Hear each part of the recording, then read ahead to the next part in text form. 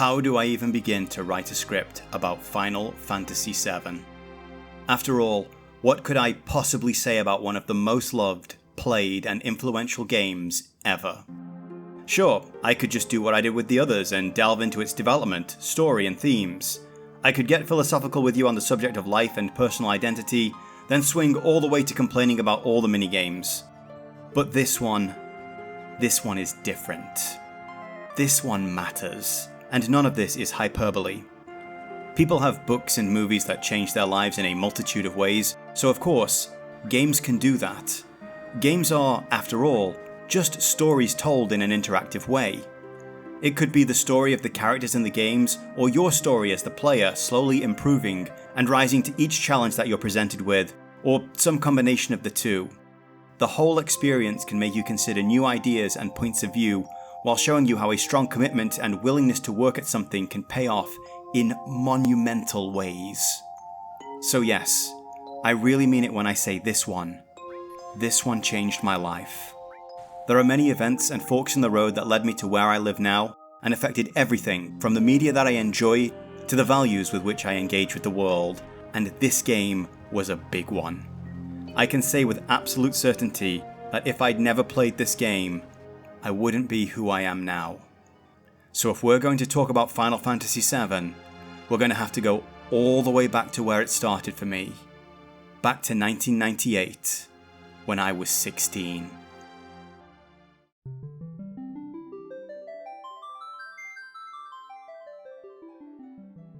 "1998 was a big year for me. I turned 16 in March of that year, and I finished high school not long after that. I didn't really have a big career plan at the time. I'd done well enough on my GCSE exams to get into college. College in the UK is a little different than in the US. It's something we go to before university. And since I didn't have any big ideas about what I wanted to be in the future, I took a course in performing arts, because I'd enjoyed being in the school play, and I liked the idea of one day being a millionaire Hollywood celebrity. I was something of an emotional and psychological mess thanks to years of bullying, and I was desperate for the approval of my peers. Mostly, I just didn't want people making my life miserable on a daily basis as they had in high school, and I thought it would be nice to make some actual friends and be accepted for who I am for once. In a way, that happened, though not in college at first. It was actually the guys at my part-time job who helped me the most there. I'd taken a weekend job at a supermarket called Morrison's, and I fell in with a group of guys a few years older than me who were interested in making independent films. They were interested in making movies, I was interested in acting in movies, and we had some common favourite films. And we just kinda clicked, even if I was an insufferable know-it-all who would just talk your ear off about inane nonsense if you'd let me. Actually, this channel suddenly makes a lot of sense when I say it like that. I was gaming on our first PC at the time. It was my dad who'd suggested us shifting to a PC rather than another console after we sold the Sega Mega Drive. And while there were all manner of teething problems there, it's still my preferred gaming platform even now. During my early gaming days, I never touched an RPG, or even really had any idea what one was. As far as Final Fantasy was concerned, well, if you think the way they handled and released it in the US was a mess, they just didn't bother in Europe. We got Phantasy Star though, as sales of the Master System and Genesis were stronger than Nintendo's consoles, but I wasn't blown away by what I saw on the back of the boxes at the time. So suffice to say, I had no idea that these games existed at all, let alone that there were already 6 of them out there to play in the world. I'd played a lot of Hero Quest with my brother, which was probably my first experience of playing a game that felt like going on a big adventure. That had led me to dip my toes into Warhammer, but not D&D at the time. And when it came to video games, I was all about fast-paced action, and especially side-scrolling platform games, with Sonic the Hedgehog being my absolute favourite at the time. Sonic 3 and Knuckles still ranks as one of my all-time favourite games to this day, even if I can't finish it with all the Chaos Emeralds anymore. Stories in these games were generally handled in the instruction manuals, or by using some kind of text scroll, and primarily existed to place the player at the start of level 1, and were never even thought about again until they'd finished the last level and you got to see the endgame art. A lot of my early 3D gaming experience were games that followed that exact format. We all know John Carmack's famous put down to Tom Hall about stories in games at this point, and whatever we can say about games that existed at the time Doom was being developed, we can say beyond doubt now that he couldn't have been more wrong about them. You win, Tom, for what it's worth. But as time went on, I started to get a peek at what the potential was for storytelling in games. Resident Evil absolutely mesmerized me with its dramatic camera angles and B-movie horror plot. So much so that I went out to get my first part-time job so that I could get the money to upgrade my PC and play it. I'd fallen in love with Tomb Raider for the grand mysterious levels, and how it was all held together by an Indiana Jones-esque plot. Metal Gear hadn't quite made it to the PC at this point, and I didn't have the processing power to run Half-Life at the time either. So while I dipped my toes in the water of games built around powerful stories with interesting characters and the like, it still wasn't quite there for me at the time. Yes, the games were out there, I just needed that first one, that first hit, the one that would give me a strong yet vulnerable hero to root for and take control of, a beautiful love interest that actually stirred me and made me want to find someone just like her. Battles and tragedies that would send me on an emotional roller coaster from start to finish and give me a huge and seemingly living world to explore. The one that would change my entire view of what interactive adventures could be forever. So let's just set the scene here. I've left high school and stepped into a much wider world. I've got myself a part-time job and a regular income. I'm no longer being put down on a daily basis just for existing, and I'm still going through the usual biological changes that young men go through around that time. I'm at a stage in my life where I'm asking real questions about my future, and the only thing I know for sure is that I don't want to go to a factory or an office that I hate every day just so I can afford to enjoy my weekends. I'm being exposed to wild ideas like, there's actually nothing wrong with being gay for the first time. And so into this most transformative era of my life, as I'm realizing I like playing games even more than I like watching TV and reading books, that on Christmas Day, as a present for my brother no less, it wasn't even mine, arrives the first RPG I'll ever play, and my first Final Fantasy. And it's Final Fantasy VII. Good God, can you even begin to imagine what that did to me?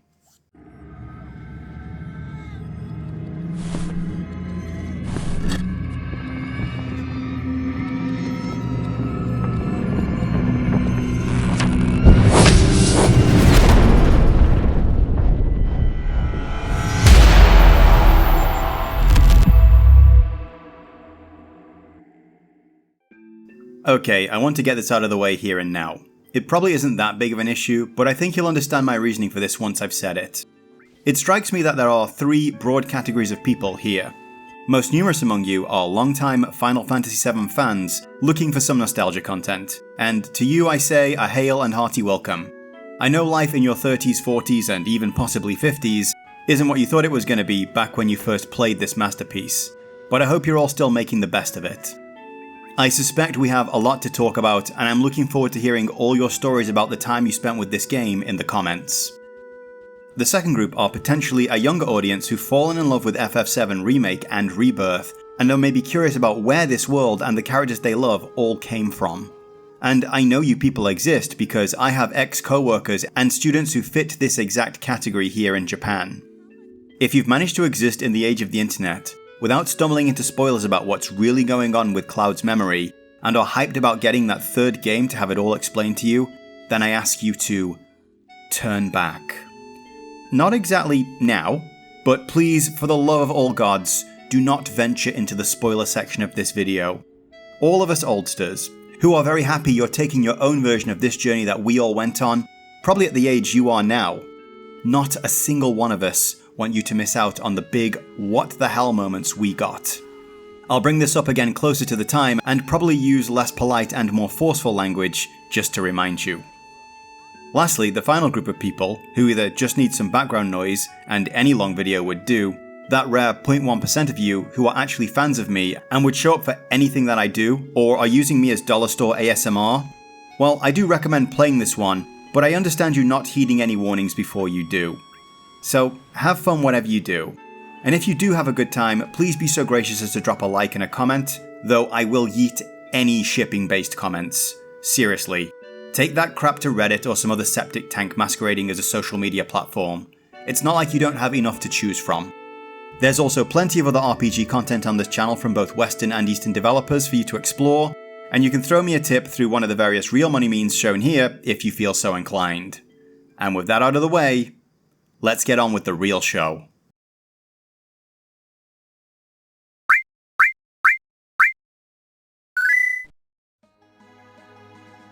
The development of Final Fantasy VII has been chronicled in multiple books, news articles, interviews, and videos just like this one, meaning the Wikipedia entry for Final Fantasy VII is very well sourced. However, I have to give a special credit here to Polygon's Final Fantasy VII and oral history. I know these guys, like a lot of game journalism outlets, get a lot of shtick, and I'd say a considerable percentage of that is justified. We are, after all, living in a world where clicks and engagement take precedent over things like truth and thoughtful dialogue on nuanced subjects. Still, this interview, with over 35 people who were involved with Square, Final Fantasy, Sony, and even Nintendo at the time, really helps paint a picture of how this once-in-a-lifetime perfect storm of events conspired to make a game that would shape an entire generation, introduce millions of new players to Japanese-style role-playing games, and set me down a path that led me to sitting in an apartment in central Japan, writing this script today. So a big chunk of what I'm going to talk about here is summarised from this absolutely first-class piece of journalism, and I strongly recommend you go and take a read of it for yourselves. So let's break it down. Final Fantasy VI released in Japan in April of 1994 for the Super Famicom and was another slam dunk domestically for both Square and their now long-term partner Nintendo. This was the first game in the series that had seen creator Hironobu Sakaguchi take a step back from the role of game director and become the producer. As with most of the numbered entries in this series, the early stages of Final Fantasy VII's development began during the late stages of the previous games. All hands were on deck for Final Fantasy VI, and the game was more or less at the point where the big decisions had been made, and it was simply a matter of grinding out the game to launch. Not that there's anything simple about actually launching a game. This allowed for the big important people at Square to confidently leave the project in the hands of their developers and go into a private room somewhere to start brainstorming what was going to happen next. However, 1994 wasn't just any old year in games. The world was on the cusp of a big transformation, with the next generation of consoles slowly stirring up a fuss in the shadows, and the big transition into games with a whole extra dimension was inbound. 1992 and 93 had seen the arrival of the Virtual Racer and Fighter arcade cabinets respectively, and people were wondering about the idea of having these kinds of visuals on home consoles. Final Fantasy VI had also put Square in a very good position financially. The company was going strong, and this paved the way to experimentation, specifically with the creators of rival RPG series Dragon Quest and legendary comic artist Akira Toriyama. Now, I'm not the man to tell you anything about Chrono Trigger. I might try one day, but let's stay on topic for now. The point is, there was a very early concept for a 2D Final Fantasy VII game that existed on paper and in the minds of a few creators, even as far back as before the release of Final Fantasy VI. But whatever this was, it was a far cry from the game that landed in consoles and in our hearts in 1997. According to an interview, when Chrono Trigger was in dire straits, the entire team was moved onto its production, and that was the end of the original concept. So by the time that game was shipped, and the team could return to the big question of what am a Final Fantasy VII, there were another big couple of things to consider. Specifically, is a Final Fantasy VII a 2D or 3D game? And if it's a 3D game, is the hardware that their longtime business partner Nintendo is cooking up going to cut it? The problem facing Square when it came to making a 3D game was that no one on their team had any experience in this area at all. Still, Square had money to spend, and as a company, at the time at least, had the crazy idea that the key to success in game development actually lay in creating the best product they possibly could and not trying to make Web3 and NFTs happen.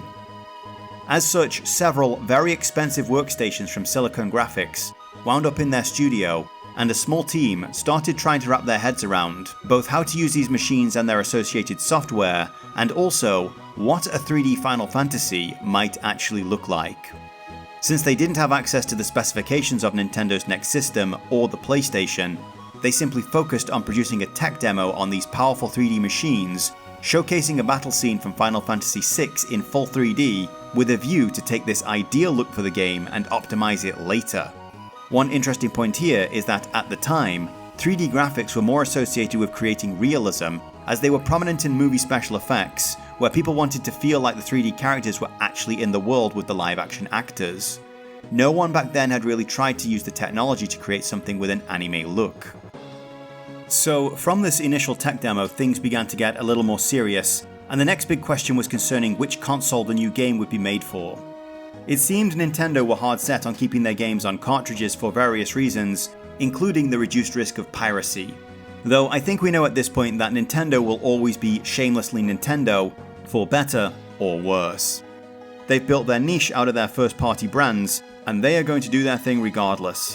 Whether it's as interesting as a touchscreen handheld or motion controls for their console, or as stupid as raising their games to absurd prices that no one should pay for any game ever, they're going to do it. Cartridges were already a problem for Square, as they envisioned a game with a lot of cinematic cutscenes, and they just didn't see how they were going to compress those down to fit on there. They were very tempted by the storage capacity of CDs, and when Sony actually approached them to talk about the hardware capabilities of the PlayStation, well, things were looking even more exciting. It's kind of hard to think of a world where betting on Sony and PlayStation was considered any kind of a gamble at all. While the Xbox-PlayStation war has had plenty of ups and downs, I'd say Sony have edged out over Microsoft in most cases. Still, you've only got to look back at the laundry list of failed console launches from back in the 90s to see the potential risk. They were machines that promised the earth and delivered next to nothing save a few odd and unique experiences that didn't justify their price tags. The manufacturers were stuck in a position of not being able to bring third-party devs on board because who could say if the hardware would sell and create a market for the games? But then, if you don't have the games, you can't sell the hardware. So who could say at the time that Sony's venture into this world wouldn't just turn into another 3DO or Atari Jaguar? In the interview with Polygon, it's mentioned that one of the early tests was to render the monster Behemoth in 3D, a creature of about 2,000 polygons. This tanked the frame rate of the N64, but was otherwise fine on the PlayStation. Square didn't make the decision lightly though. Their partnership with Nintendo had been long and profitable, and Final Fantasy was a powerhouse of a brand. It turning up on a competitor's system was going to be a big deal. In the end though, decisions were made, bridges were burnt, and a lasting partnership between Sony and Square began. And with that, it was done. Final Fantasy VII would be the first 3D Final Fantasy, and it would be a PlayStation game. It was time for producer Sakaguchi-san and director Kitase-san to crack their knuckles and open the company coffers. They were going to need devs. A lot of devs. Because this wasn't just going to be another home run for Square in their domestic market. They had bigger plans for this game. Somewhere in the region of world domination. The nostalgia starts the moment you double-click the logo and get that classic IDOS interactive animation that fans of Tomb Raider, Death Trap Dungeon, and Pandemonium will all remember so well. And this is immediately followed by a Squaresoft logo animation that I haven't actually seen in any other game, but please let me know if it's out there.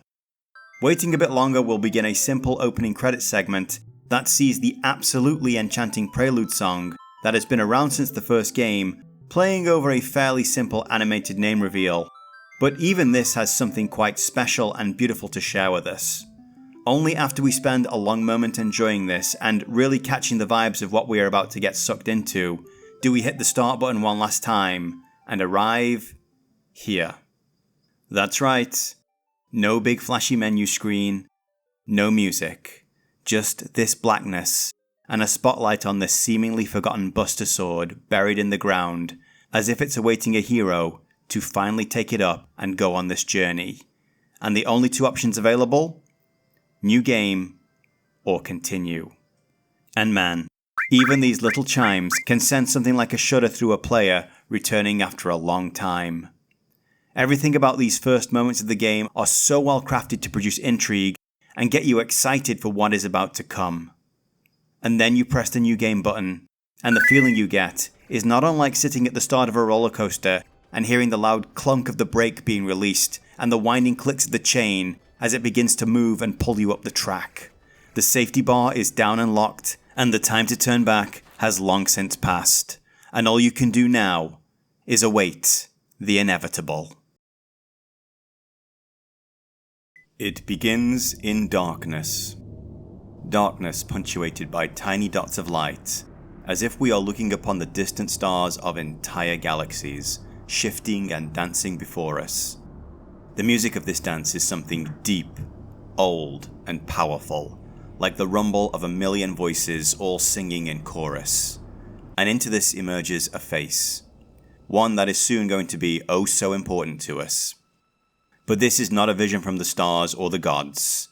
The primordial sound fades away, and we see this is just a young girl staring into some kind of energy font.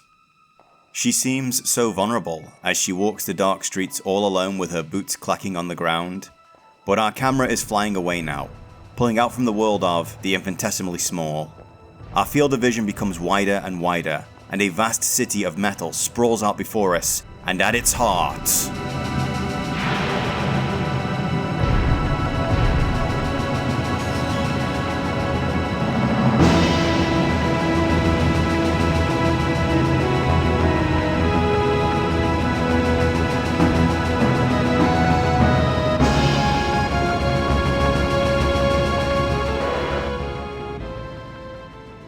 The camera begins to descend again as the rattling of a train captures our attention.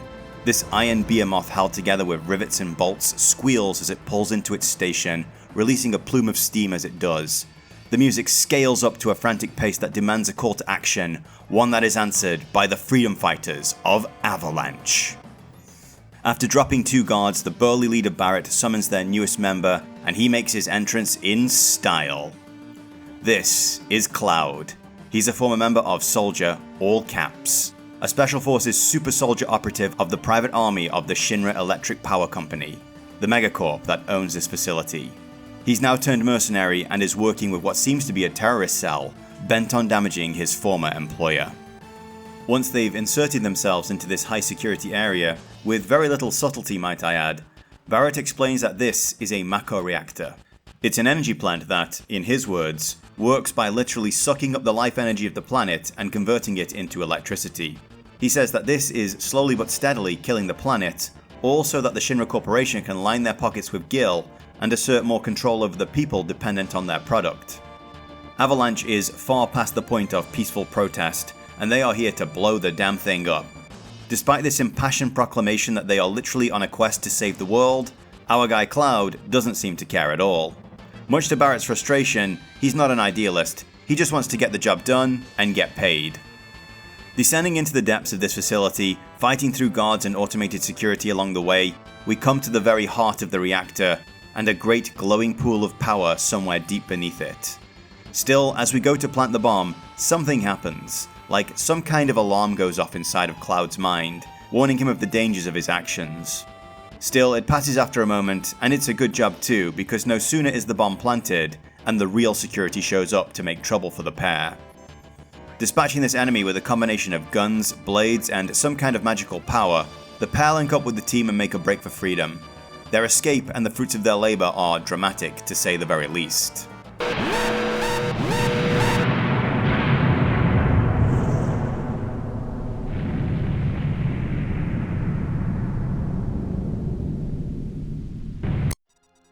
Fleeing the scene of the crime, though, is no simple matter.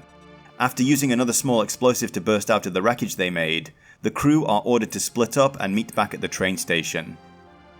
As we wander the streets of Midgar, we get a first-hand look at some of the damage we've done, and the chaos that's ensuing because of it.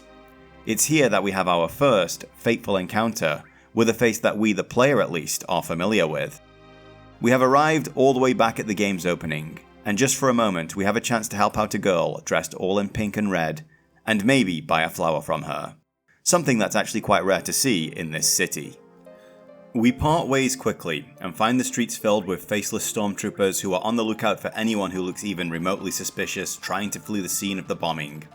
And they very soon lock in on the guy carrying a buster sword on his back. Cloud is soon boxed in, and this leads to him making his second dramatic train-based entrance of the night, and surprising the rest of his crew in the process, who were all far more worried about him than they'd be willing to let on. And with the job done, it's time to take the train all the way back to the 7th Haven Bar in the Sector 7 slum. The transitional moments in these opening hours are some of the finest for world building and just general vibes. Nobu Uematsu's pulsing action music has now died down to somber, melancholy tones, and far from raiding a high security power station, we are simply riding a sleepy train home.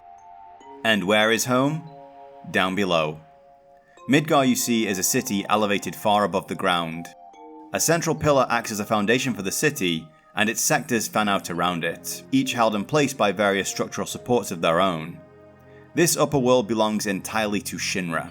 It's a massive private enclave built for them, by them, and powered by their immense Mako reactors, with everything set up so that every gil Shinra pays to its drones is eventually funneled back into the pockets of their executives. Below the steel behemoth is a world cast permanently in its shadow. The ground below Midgar is dead and crumbling, and while the slums aren't exactly made from landfill, you only have to look at the materials that the homes and buildings are constructed from to get the idea that maybe all this just got pushed off the edge of the upper plate at some point and tumbled down to the world below.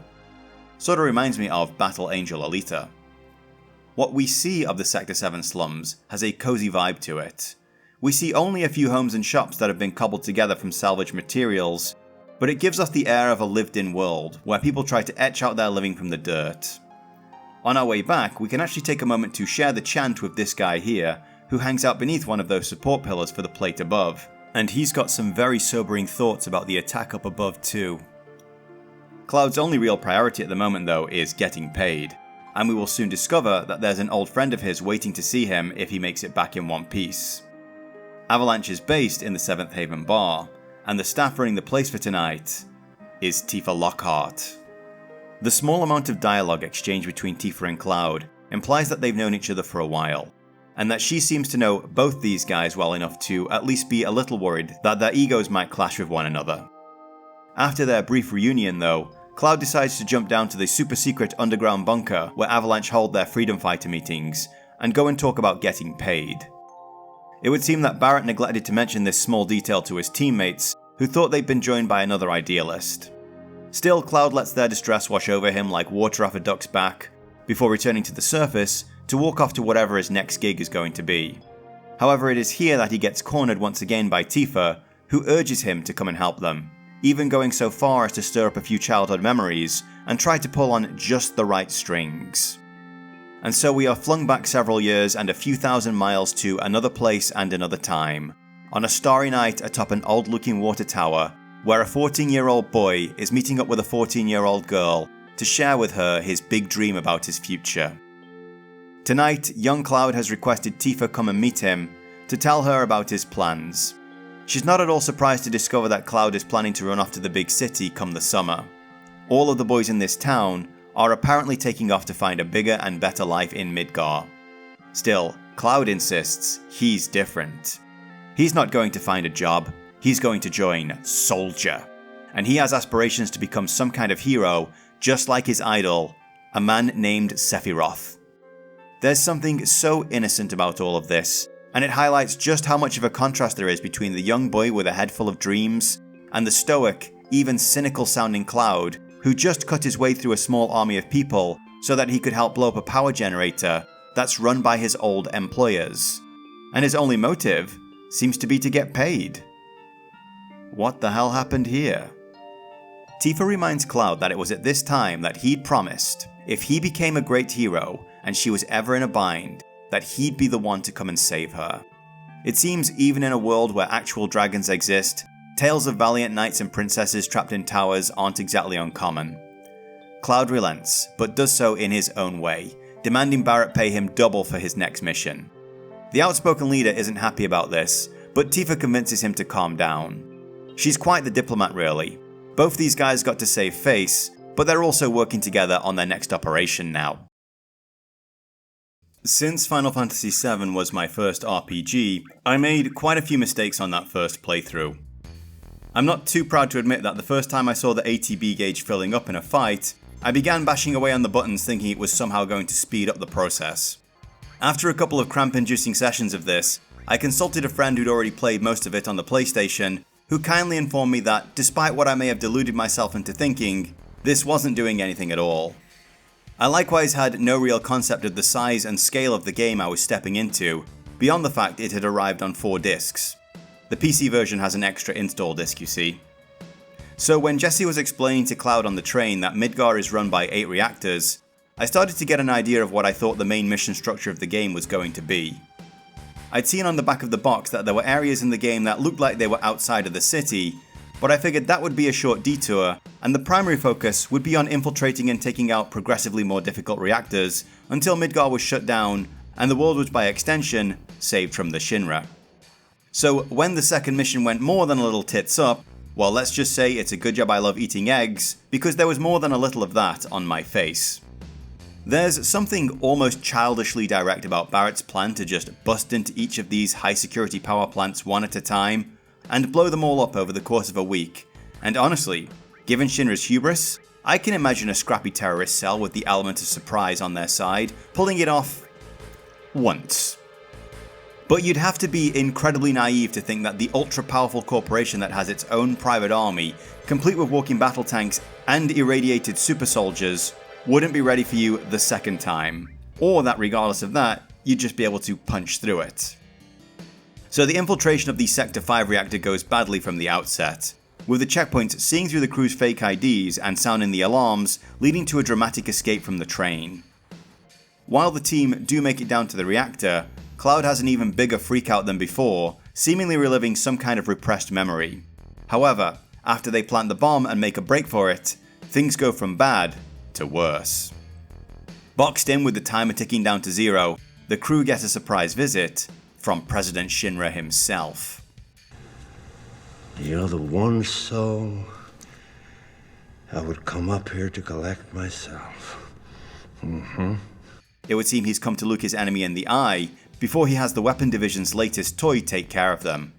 And while this fight is laughably easy, the aftermath leaves Cloud in a precarious situation, and with the window of escape closed, there's only one way this can end.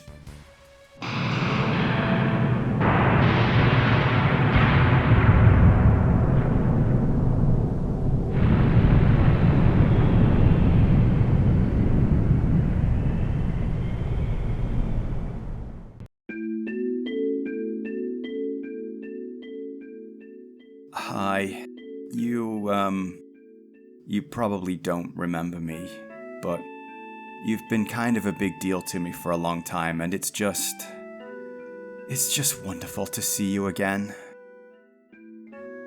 Far from being a series of missions on numbered reactors, the 5 or so hours we spend in Midgar, yes remake players, that is as long as it originally took, is spent mostly in the slums, with the steel city above casting its ominous shadow on all those who live below it. The barren ground refuses to yield life in all but a couple of very special places, and the places that aren't inhabited by people are infested with dangerous monsters, though a few areas that are inhabited are home to much worse than that. The church in the Sector 5 slums is one of the few indicators of any kind of religion in this world, and while it has been long abandoned and is falling into disrepair, the most remarkable thing has happened here. Against all logic, flowers have managed to grow out of the dead land above which Midgar hangs. This is no random happenstance either. These have been cared for and carefully nurtured by the flower girl of Sector 5, Aerith. I know, that's spelling, right? It's early in the video, so let's keep the spoilers out of it for now. By a stroke of luck, and in no small part thanks to his soldier-enhanced body, Cloud's plummet from the world above saw him slow his fall on various obstructions before landing in the closest thing to a soft mattress the slums has to offer. Though he probably killed a lot of flowers in the process. And wouldn't you know it, for the second time in as many days, Cloud is face to face with the beautiful young girl he saw selling flowers in Midgar after the initial bombing run. After explaining his situation to her, she's more than happy to help him get back to Sector 7 where he can link up with Tifa and Barret again. Unfortunately though, this is where another player in our drama enters the scene. This is Reno, and he's a member of the Turks. Officially referred to as the Investigation Sector of General Affairs Department in Shinra, the Turks are basically the dirty work people. They sometimes run intelligence operations, but mostly they take care of problems. This can be kidnapping or wet work, and they are also tasked with scouting out potential soldier candidates. Unlike most of the faceless stormtroopers we've fought up until now, Turks are actually privy to highly classified information, and as such harbour no illusions about who it is they work for, or that they are in fact not the good guys in all of this. They are morally flexible, though they may not enjoy every aspect of their work, and they aren't exactly here to stand up for company ideals. They want to get paid, and, well, they're also good at what they do. And who doesn't want to take a little pride in their own work? It's this combination of cynicism, questionable morals, and boyish charm that makes Reno quite endearing in his own way. It doesn't forgive his involvement in some utterly horrific actions performed by the Shinra, but it does give him some depth. His main partner in crime is Rude, and he's the silent Bob of the pair. He prefers to let his actions speak for him, and when it's time to throw down, Rude is one of two people who only brings his fists into the battle too. As we bump into these guys throughout the game, we actually see that Rude has something like an ethical code that he adheres to, and Reno is even capable of loyalty to his teammates. Up to the point that he decides it's time to peace out of a fight anyway, and he is also willing to honour his bargains and return a good deed. He's not a corporate drone. This is evident in his scruffy high school boy look and flaming red hair. And he likewise isn't going to work on his day off just because his boss tells him it's important. Something that is going to stunt his progress in a lot of Japanese companies. All that's ahead of us though. So Reno has his eye on Aerith for some reason, and she isn't really in the mood to deal with whatever it is today. Lucky girl that she is though, a former member of Shinra's Special Forces Super Soldier Division, who's now selling his services as a mercenary, literally fell from the sky to help her out. And she's got the perfect thing to offer in payment. I love confident women. And as we make a break for it, Reno once again demonstrates surprising depth that hints at a deeper relationship here. Yeah, I get that it's a joke, but it's also kind of not. And after we make our escape, it's time to do more exploring of the slums. The Midgar slums are a world of poverty. While great trains may ferry people up to the plate for work, class divide here is not just a sociological idea, it is a physical barrier. The poor and unworthy are kept literally below those who sell their soul to the company, and they are denied access to education, opportunities, even things like basic sanitation, anything that could give them a real chance at escaping the trap in which they've been caught. Up on the plate, they have it all save for freedom to do anything but work for the Shinra. While down below, just walking down the wrong street at night can see you brought to an abrupt and messy end at the hands of some creature or rogue machine. And yet despite all that, life is still trying to find a way down here. The slums of Sector 5 and 7 show a much closer and more tightly knit society. It's a place where everyone knows each other and everyone is fighting some kind of battle or other. Homes are built from salvage and scrap, and people even try to have something resembling modern conveniences in them. We see televisions that are clearly pirating the signal, and electric lights that are jury-rigged and held together with duct tape. There are shops to buy things and places to eat and drink, but it's all kind of a bad copy of what we're used to. Beneath the veneer of normalcy is an oppressive sense of desperation, as these people struggle to get to the end of each day just so they can get up and start the next one and do it all again. It makes you wonder how they all got here. Like Cloud, did they come to the city from smaller towns, all wide-eyed and full of hope, only to be rejected and sent to live below? Or were these once Shinra drones who got shoved off the plate by others looking to climb over them on the corporate ladder? While on one hand we can find some of the best humanity has to offer in the slums, it is also home to the very worst it can produce too. The War Market of Sector 6 is the place people go in the slums to really cut loose after a hard day in the dirt. Despite its reputation, no doubt brought about by attractions like the Honeybee Inn, which, to be fair, has some questionable things going on in there like cult worship.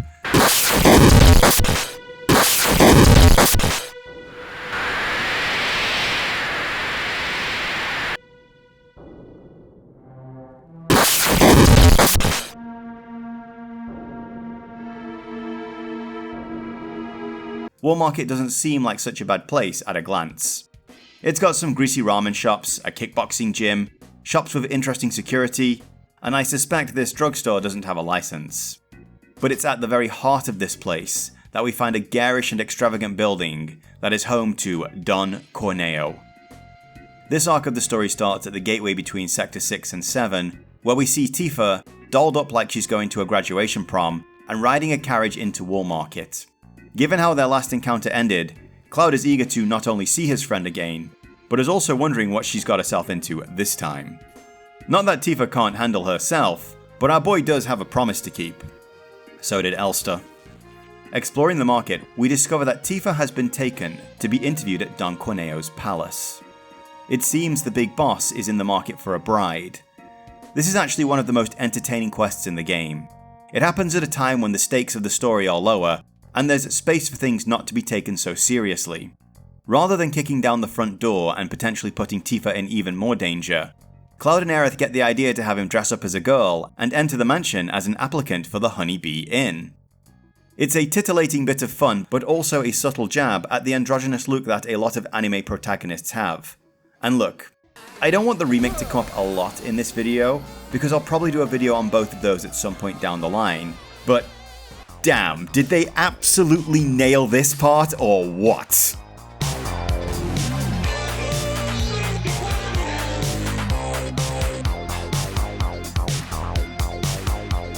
Corneo is in many ways a microcosm of the game's greater conflicts.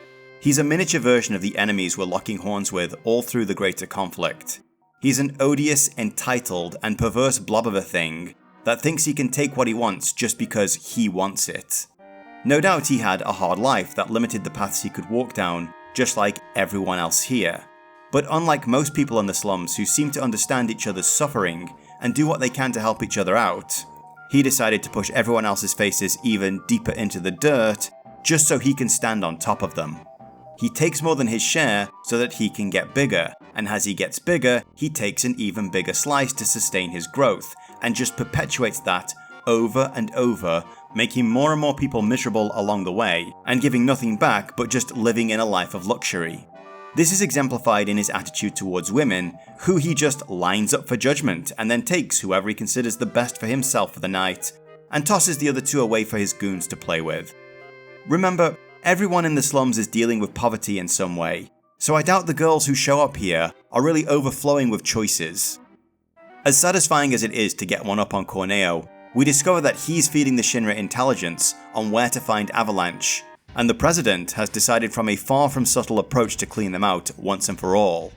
He's just going to drop the entire Sector 7 plate onto the slum, ending the lives of everyone who lives both up above and down below. We wind up in a desperate race back to the main supporting pillar that holds Sector 7 up, and once again find ourselves face to face with Reno and the Turks. Who else would they send to press the button down here? And this is where we are introduced to another of the game's big themes. Because despite their best efforts, the team fails. And to add insult to injury, the Turks have Aerith. The plate comes crashing down with all the ruinous consequences you can imagine from it, taking out the entire Sector 7 slum and 3 of the members of Avalanche. Cloud, Barret and Tifa only escape by a hair's breadth.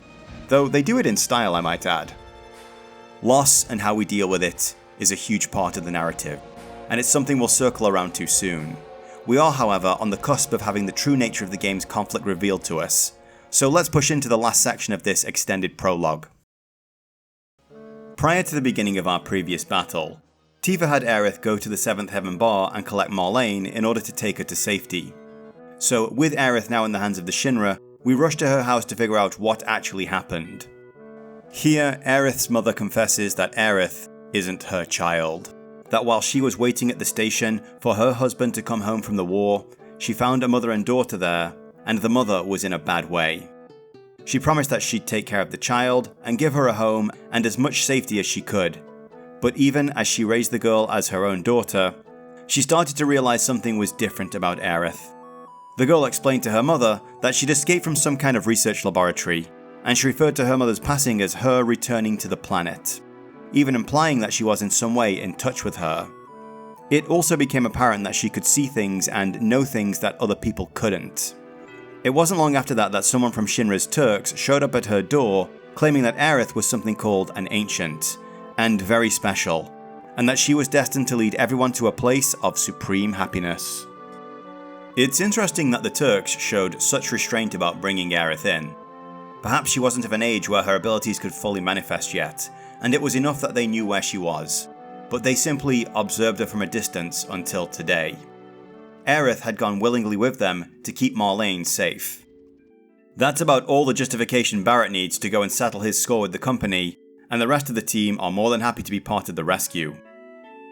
Given that President Shinra is quite convinced he's just flattened all of Avalanche beneath the Sector 7 plate, and they now have the Ancient in custody again, the last thing he's expecting is some kind of counterattack.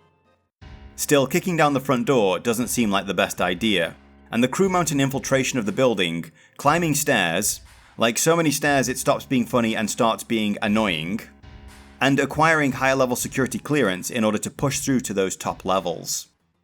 Along the way, they spy on a meeting where the president declares his plan to both blame Avalanche for the plate dropping and paint Shinra as the heroes for saving the people from them, and also recommence something called the Neo Midgar Project now that they have the Ancient in custody and will soon be able to find their way to the Promised Land.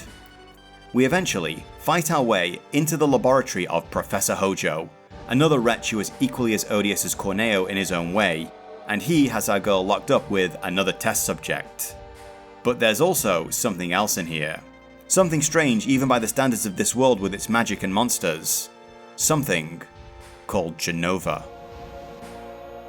Once again though, our best efforts lead us to getting overwhelmed and imprisoned, but not before we have one more audience with the president, and this indeed will be the final time we ever speak to this piece of human garbage, because make no mistake, we are about to fall all the way down to the bottom of the rabbit hole. The team awakens to find their cell doors wide open and the guards all dead. And not in the Saturday morning cartoon, turning red and vanishing away they go when we defeat them. No, there's blood everywhere, and that Jenova thing, it's gone. What happened? Did one of Hojo's experiments get loose and run rampage through the tower? The answers are revealed on the top floor where we find the body of President Shinra with the blade of a massive sword sticking through him. Cloud declares that this could only be the work of Sephiroth. It would seem that Shinra's wayward son and Cloud's one-time hero has finally returned home to have a reckoning with his old family. Interrogating one of the few survivors in the building, the team discover that Sephiroth did indeed come. He took Jenova from its containment and declared that Shinra would not have the Promised Land. While it seems on the surface like this mysterious warrior is on the side of Avalanche, Cloud doesn't think this is the case at all, and seems to think that Sephiroth getting the Promised Land may be an even worse outcome than Shinra doing so. What follows is one of the game's best climactic moments, as Rufus Shinra, the president's son, flies in to take the throne for himself, and our crew have to make an escape from the Shinra Tower and all of Midgar. There's epic one-on-one duels, a battle with a powerful automated security bot in a descending elevator no less, a cool as hell motorcycle chase minigame, and one more battle from the giant robot from before, now transformed into its tank form. With all that out of the way, the crew decide it's finally time to leave Midgar, because not only does Cloud have a score to settle, but he's convinced that dealing with Sephiroth is what will save the planet now. Aerith likewise wants a chance to learn more about her ancestors, and our new best friend Red XIII is going to join up with us until he can get home. And with that, the team put the city of Iron and Steel in their rearview mirrors and head out into the wider world, and 17-year-old me got slapped in the face with the scale of what he'd got himself into.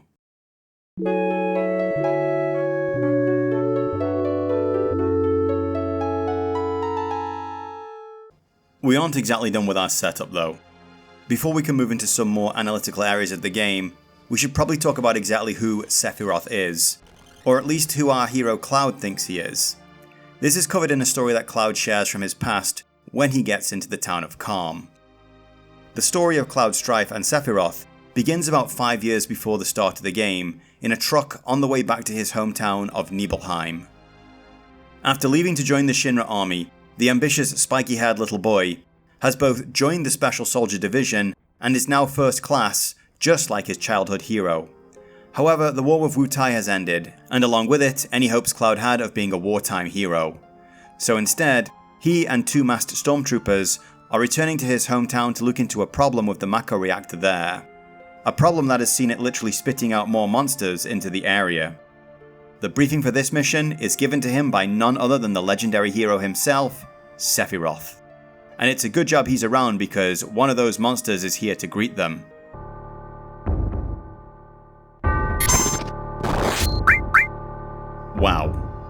Just, like, damn. At the entrance to the town, Sephiroth asks Cloud what it feels like to be returning to his hometown, stating that he doesn't really have one. When asked about his parents, he said his mother was someone named Jenova, who died after he was born, and mention of his father sees him bursting into uncontrollable laughter. Cloud is given the rest of the day off duty to explore his hometown and catch up with his mother, though oddly, Tifa is nowhere to be found at the time. Finally, he returns to the inn to get an early night so that he's well rested for the climb the next morning. Much to his surprise, Tifa is their guide for this little adventure. Cloud must be very happy to finally show off not only his uniform to her, but also that he's working with the very man who inspired him. Imagine all your Christmases and birthdays coming at once like that. How wonderful it must be for a small town boy to set out with a big dream and return home years later having achieved it all. After a brief pause to take a picture together, we head into the mountains to the Nibelheim reactor, one of the first Shinra ever built. The climb is perilous, and we actually lose one of our faceless troopers along the way, and when we finally get to the top, after Sephiroth displaying his awesome power a few more times, the men go inside to investigate, and Tifa is, much to her disappointment, left outside and guarded by this grunt. The revelations inside this reactor have world-shattering consequences for both our men though. First, Sephiroth finds a sealed container for something called Jenova. Second, inside the various pods in the facility he finds monsters. The process of creating a member of Soldier involves lightly irradiating their bodies with Mako energy to enhance their physical prowess. But these people and animals have been exposed to such a degree that they've become something else. At that moment, something clicks into place in Sephiroth's head. The combination of factors is just right for him to see that he was possibly created this way. He's always been different, and he's far beyond even what first-class soldiers are capable of. His reaction to this is volatile. Deeply disturbed by this revelation, Sephiroth moves himself to the old Shinra mansion and descends into the secret library hidden below. There he finds information on something called the Jenova Project, experiments involving Mako reactors and an ancient organism found buried somewhere. As he reads more, he becomes more withdrawn and seems to sink into some kind of madness, until finally, it all boils over. Sephiroth declares he is a descendant of the ancient Cetra people, that Jenova was an ancient, that he was produced from the Jenova Project. He believes his bloodline is the rightful owner of the planet, and that humans are traitors. He's not making a lot of sense, and finally shoves his way out of the library to go and see his mother. The result is explosive.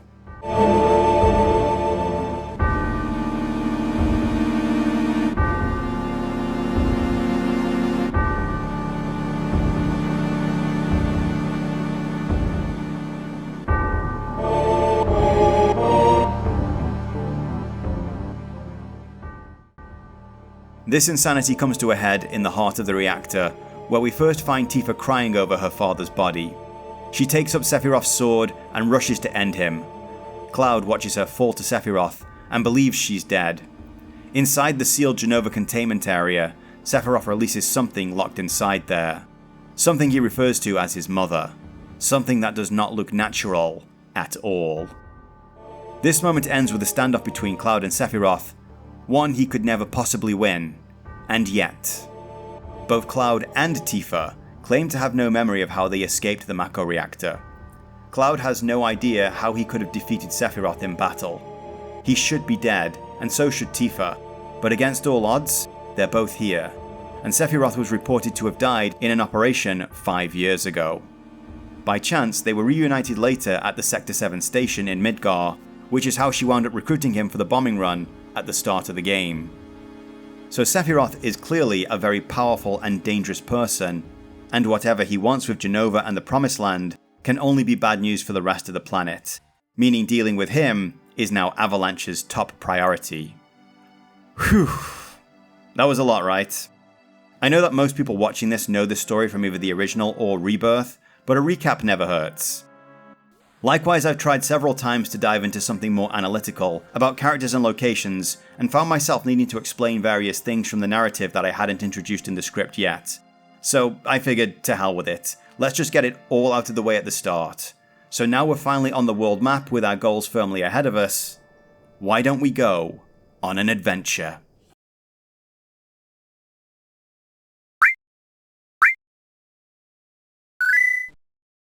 Midgar is a black shadow in the heart of a decaying, barren world. However, once you begin to put some serious distance between you and it, things change into something a little more like you'd expect from a fantasy RPG. Final Fantasy world maps are one of the most interesting things about their old games, and it's, in my opinion, that these are one of the critical missing components of modern Final Fantasy. They are these symbolic micromaps that we trek across during our adventure, and we get to stop off at a selection of locations along the way. As this is a world-spanning adventure, we could think that the locations we visit form only a fraction of what's actually out there in the world, and imagine that there are lots of other cities, towns, farms, and other settlements if we want to. It's a matter of what you need to tell yourself for your own suspension of disbelief. Either way, the world beyond the borders of Midgar is a wild frontier filled with yet more dangerous monsters that come in all manner of shapes and sizes, and that can end your meager existence in a multitude of ways. Perhaps these are the real reason we don't have a world covered in highways and vast farmlands. Maybe, despite their incredible advancements in technology, weapons, and even magic that can be bought in a store, the aggressive beasts that stalk this place are still too numerous and powerful for humans to have truly tamed the planet. In fact, one of the earliest out-of-our-league enemies is a colossal snake inhabiting a massive swamp called the Midgar Zolom.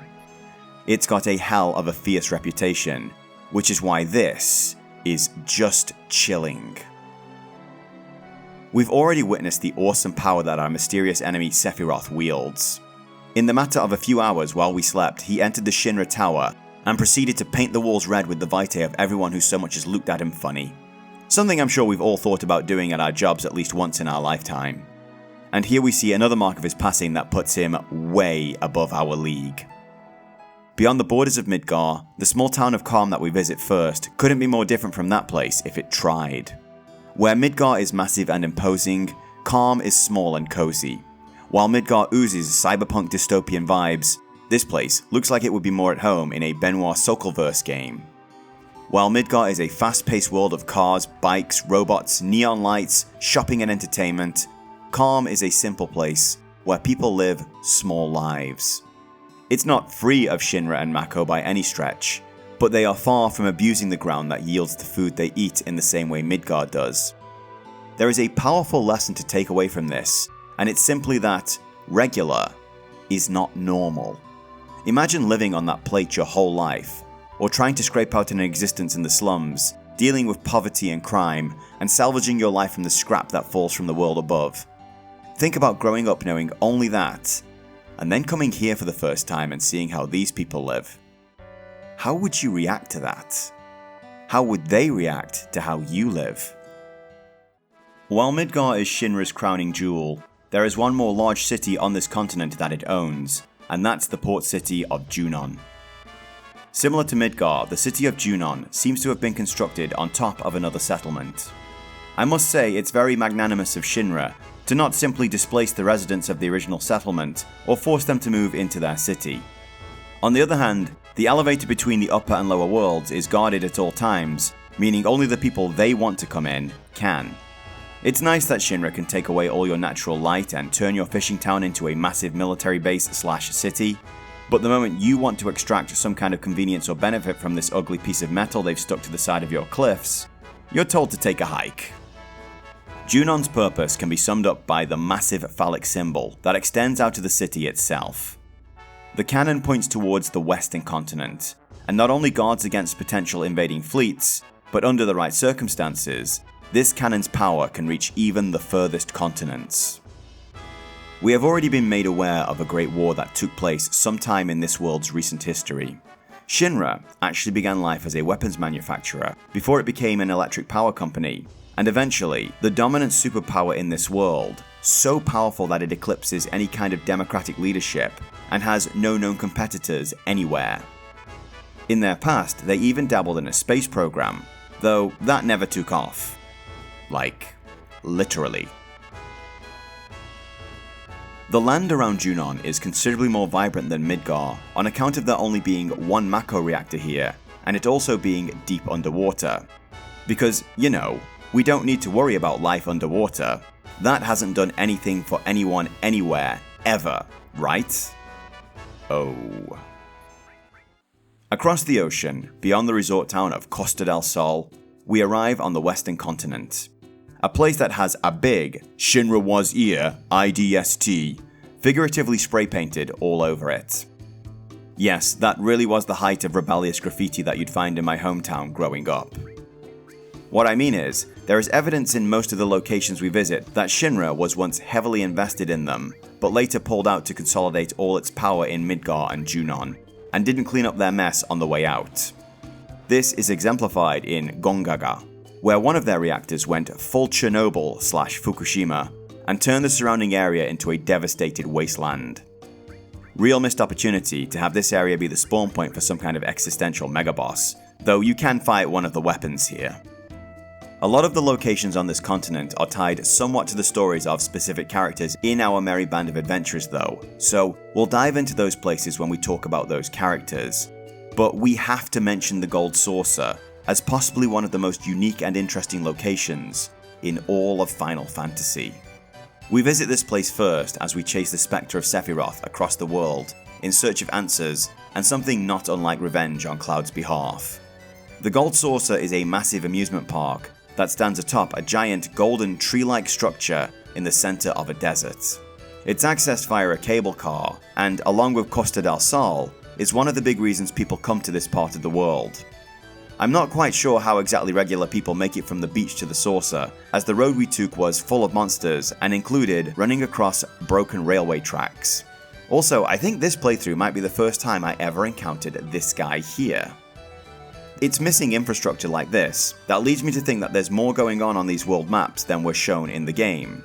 After all, these are continent-sized landmasses, and I doubt most people have access to airships, personal helicopters, or green chocobos to get them safely over the mountains. I mean, come on. Are we really supposed to believe that there's only one chocobo ranch in the entire world? Or is it that we only need one for the purposes of the game, and we just need to use our imaginations and shut up about it? I'm sorry, I don't know why I'm like this. The Gold Saucer is another break from the rising tension and grief that punctuates so much of the game.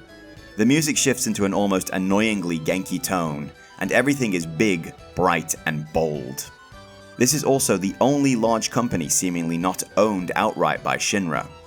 Certainly, the Gold Saucer is hooked up to the Coral Mako reactor, and funneling Gil into Shinra's pockets that way, but it's owned by this guy, Dio, who operates independently of Shinra and most of his clothes on any given day. While we initially have story reasons for coming here, this is one of the two important locations we'll return to repeatedly towards the end of the game, to farm all the late game items that we'll need to defeat the game's super bosses, or just your average Master Tomberry. Love these stabby little guys. More or less every minigame you'll come across throughout the entire journey is gathered here for you to replay, as well as unique events such as Chocobo Racing and the Battle Arena. Quite amusingly, the park has its own currency called GP that must be won by playing games or gambling Gil on races. Pretty much everything you might want to buy in the Gold Saucer is paid for this way, including using the save point. This one feels particularly crappy, but I also guess that's the point of it. The Gold Saucer is a premium world for premium customers, and if you want to be part of that in any way, you're going to have to pay the premium rate. In contrast to the gold-encrusted wonders of this giant amusement park though, is the ruined town of Coral. This isn't just some penniless slum like in Midgar though. Something terrible happened here. The land isn't just dead, it's burnt to a husk. But to talk about that, we need to talk about Barret.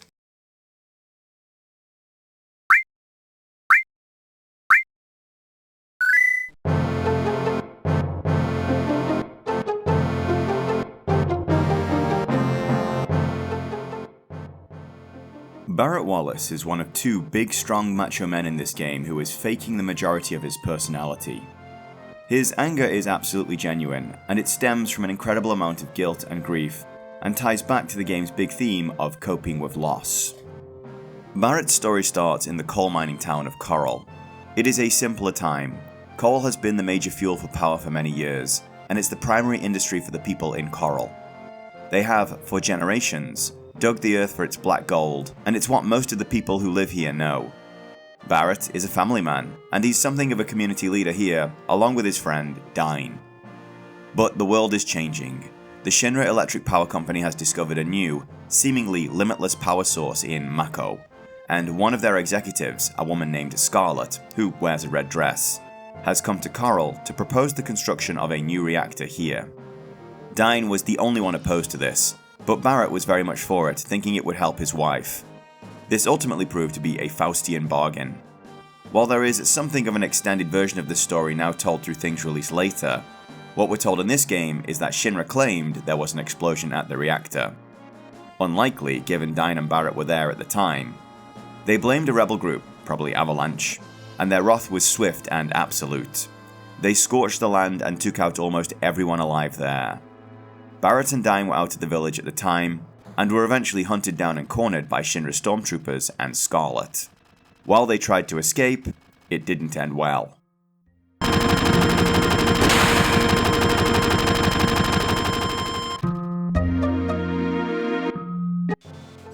His arm shot to pieces, Barret was left to bleed out, but through sheer stubborn determination survived and managed to drag himself back to the ruins of Coral. He was too late for his wife, but he did find Dine's daughter, Marlene. Grief can fester, and drive a man to cruelty and wickedness if left unchecked.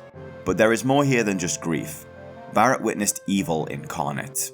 He saw firsthand not only the unchecked power that Shinra has, but the absolute cruelty of which they are willing to wield it. Unable to let his pain go, he instead used it to find and devote himself to a cause. That cause being Avalanche, the destruction of Shinra, and the protection of the planet. In a symbolic gesture, Barret had his prosthetic arm removed and replaced with a powerful weapon arm, and began looking for a way to fight back against Shinra. Barret's rage is absolutely justified, and his enemy is far too powerful to be stopped with protests or social media campaigns. They control the media, and therefore the narrative. They pour their lives into the ears of people who just want to enjoy their TVs, video games, electric lights, and fast cars, and tell them that it's not they who are the enemy, but those who want to sabotage your way of life and take away the freedom they have thanks to Mako energy and Shinra technology. Even so, violence to achieve your end, especially when you don't care who gets caught in the crossfire, is only going to perpetuate the cycle further. A lot of people died when Avalanche blew up Mako Reactor 1. It might be easy for Barret to write them off as casualties in a war for the soul of the planet, but for the widowed wives and widowed husbands, or the orphan children left behind in the wake of the devastation, he has passed on his hatred, only now it's directed back at him and what he stands for. Barret is a powerful and passionate man. He cares deeply for his team who are his brothers and sisters in arms, and he truly believes in the justness of his cause. While revenge against Shinra is part of his motivation, I think he really does want to protect the planet, so that there is a world left behind for the generations who come after. But more importantly, beneath the facade of the hardman shell he's built around himself, he is a father. Barret has Marlene, the center of his world, and deep down he wants nothing more than to be a good father for her. We see this when he worries about using her school money to hire Cloud. So innocent people dying as a result of your actions is fine to protect the planet, but nothing better stop your baby girl going to school. We also see it in the desperation he feels when he thinks she's lost beneath the collapsed Sector 7 plate, and indeed in the happiness of his private reunion with her after that. When Aerith's mom confronts him about not being around for her, he says he's always thinking of her. All of this reveals the big angry Avalanche leader to be a layered and complex man, one who is still racked with guilt for his past and full of doubts about if he's doing the right thing even now. We learn the first part of Barret's story when we arrive in Coral for the first time on the way to the Gold Saucer. The people in Coral recognize him, and as he was one of the voices who spoke up for Shinra, he is not welcome in his hometown. He makes no attempt to defend himself against their insults. He simply lowers his head and walks on in shame. However, as we explore the Gold Saucer, we stumble into several bodies with bullet wounds in them, and it would seem they were killed by someone with a gun arm. So has Barret's grief finally got the best of him? Did he lash out in uncontrolled rage? The incident leads the crew to being arrested and confined in the prison camp in the desert below the Gold Saucer. If you're observant, you'll realize that this is the burnt out husk of Coral. Here, Barret explains the rest of the story. You see, back when he went to get his mechanical arm switched out for a gun, he was told that someone else had also had the same operation, but on his left hand. Someone who looked exactly like Dine. When we confront Dine, we meet a dark reflection of a man Barret could have become. These two are consumed by the same grief and loss, but Barret was saved by Marlene. She gave him something to live for, to keep fighting for, and that fight took him all the way to running Avalanche in the Sector 7 slums. While his road is potentially self-destructive, it isn't nihilistic. He has a purpose, a cause, people who depend on him, and so he can carry his grief on his shoulders and not be crushed beneath it. Dine though, Dine had nothing.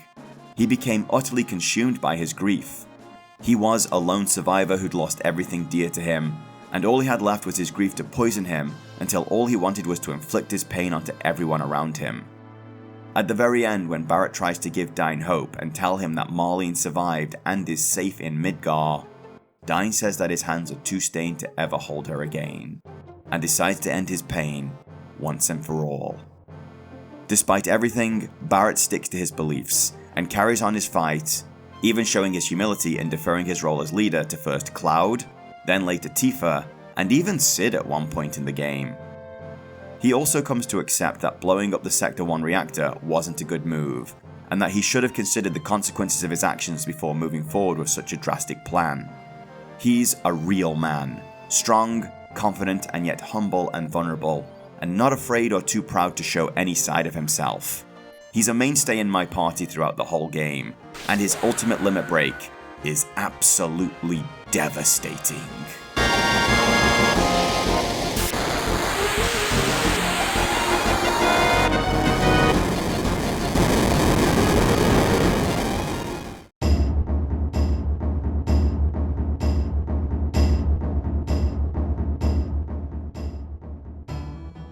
We first encounter Red XIII in Hojo's lab while infiltrating the Shinra tower to rescue Aerith.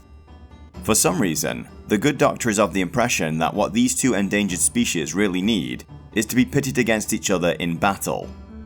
While Aerith is a tough girl, she's been stripped of her weapons and her magic, while her opponent could be made of anything from 90 to a couple of 100 kilos of pure muscle, armed with teeth and claws that can rend steel. How else do you think he damages these robots? Fortunately, Red is just putting on a show. He's been here a while now, and he's come to understand what Hojo expects from him. It's only when the containment chamber is breached that he lets his true colours show. Our new best friend isn't done with surprises yet though, because not long after this, he starts to talk. Red is very pragmatic at the beginning. He may want to strike back at Shinra and especially Hojo, but he doesn't have any lofty ideas about saving the planet. Since Avalanche are the ones who help him escape, he agrees to travel with them, at least as far as his home, and he doesn't even bother telling them his real name, stating that the designation Hojo had given him would suffice for their purposes. Back on my first playthrough, I kept him in my party for quite a while, as I had something of a fixation on Native American culture and spirituality at the time, and I liked the idea of this big red talking animal battling at my side. Red has a few comical moments of his own. Despite being a sentient creature with a capacity for intelligence and language equal to our own, he can't, apparently, stop wagging his tail and winds up joining a group of kids in a ball game as a result. It couldn't possibly be that he's just a big dog at heart and just wanted to play with the ball. No, that would never do at all. Also, his attempts to disguise himself while the crew are stowing away on a Shinra ship is hilarious. However, it isn't until we reach Cosmo Canyon, a settlement overlooked by a massive observatory, that Red finally opens up about his story. Situated on the western continent, an incurious mind or a speedrunner could just pass this place and skip it altogether. But you'd have to deal with a broken down buggy, you'd be missing out on a lot of lore, and the only chance to one-shot a boss without excessive grinding in the whole game.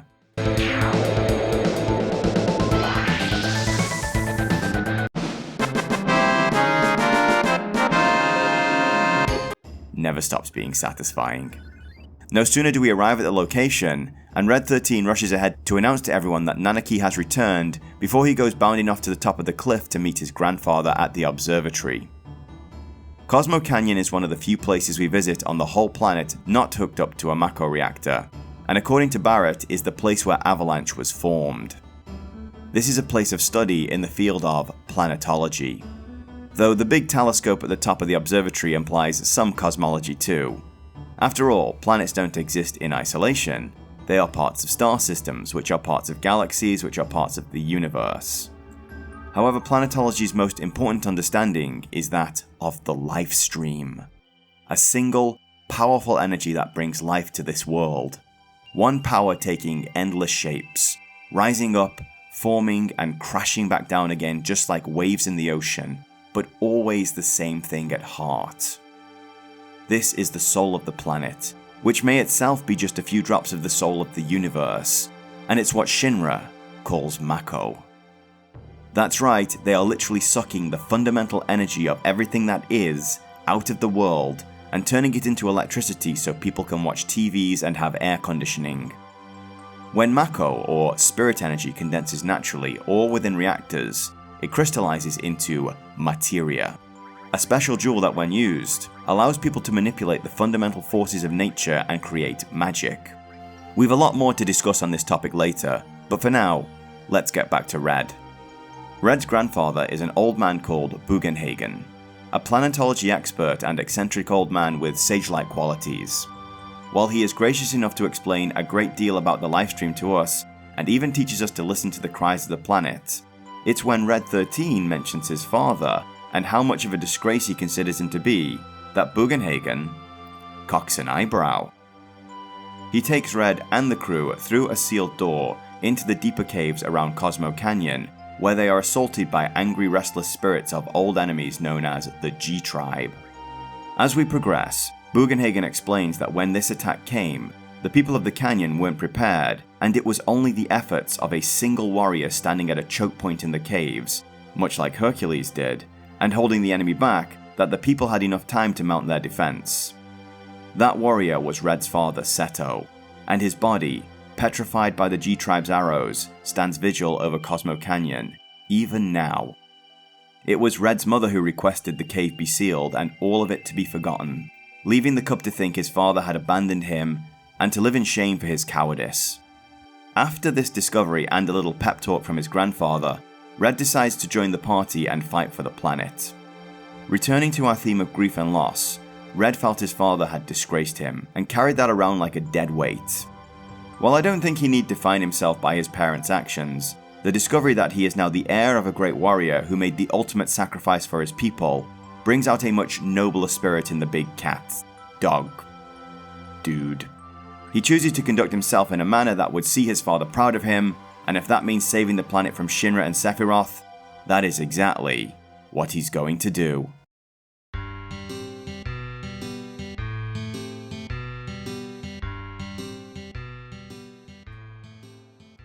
We've been tackling the themes of personal loss up until this point, but what becomes of an entire nation when they lose a 9-year war? How do the leaders justify the bloodshed, the destruction to property, the trauma caused from endless fighting, only to have all the effort come to nothing, when despite it all their enemy washes over them anyway? That kind of defeat could break an entire nation. A great deal of time has passed since the end of the war though, and Wutai has more or less rebuilt itself. Their great statues carved into the mountain's face still stand tall and proud, and the buildings are rebuilt in their traditional style. Looking at this place compared to Midgar, with its metal walls and giant robot guards, and Junon with its huge cannon, to say nothing of the power we see Sephiroth is capable of, it all seems a bit overkill, doesn't it? What could this seemingly primitive nation, taken from a completely different fantasy RPG, have that could stand up to the Shinra military might?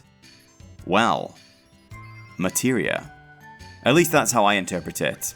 Some of the most powerful materia is the Red Summon materia. This stuff lets you summon manifestations of nature's power to fight alongside you, and Wutai specifically is protected by the great Leviathan. Maybe that's why this cannon points out over the ocean. Most likely Wutai with its ninja clans also adopted something more akin to guerrilla warfare, as a way to battle a foe with superior military force, and less morals about how and where to direct it. I know writers who use subtext and they're all cowards. While there are no Mako reactors on the Wutai continent, it seems the once proud people have been stripped of their materia, and Wutai is now apparently a shell of itself. A cheesy tourist trap that just wants to be left alone. Its elders rarely, if ever, flex their innate powers. The fight seems to have all but fled the people here. All. But one, that is. Say what you want about teenagers with no life experience suddenly deciding they know exactly what it is everyone has got wrong and how to fix it. The fact is, sometimes what a problem really needs is a fresh insight, and maybe even one that's just a little naive. Yuffie is one of 2 optional companions we can recruit into our team, and I actually completely missed her on my first blind playthrough. I don't think I even got into a fight with the mysterious ninja at the time, and I wasn't used to the concept of grinding battles to get ahead of the difficulty curve, so she hardly had any chance to pop. Again, it was a friend of mine who had to tell me about her, and I had to go back and find her much later. A cocky and arrogant ninja, Yuffie has condensed the troubles of her nation into one simple problem. Not enough materia. And so she's decided the best way to return Wutai to its old strength is to steal as much as she can and take it back home with her. This creates something of a problem when she takes Clouds, which he kinda needs to save the whole planet from a world-ending cataclysm. As a character, Yuffie has a lot to learn about humility for sure, and her entire side story, again optional because we never actually have to go to Wutai for anything, is interesting. It shows the Turks in their best light, not as mindless corporate boogeymen, but as people with their own loyalties and ethical systems. It also sees us finally stick the boot to Corneo after he threw us in the sewers to be eaten by his pet. But it's here that Yuffie goes from someone tagging along just to serve her own interests, to an actual member of the team. She is a bouncing ball of energy. She's the Genki one. There's one in every game. Let me know your favourites in the comments. The correct answer is selfie.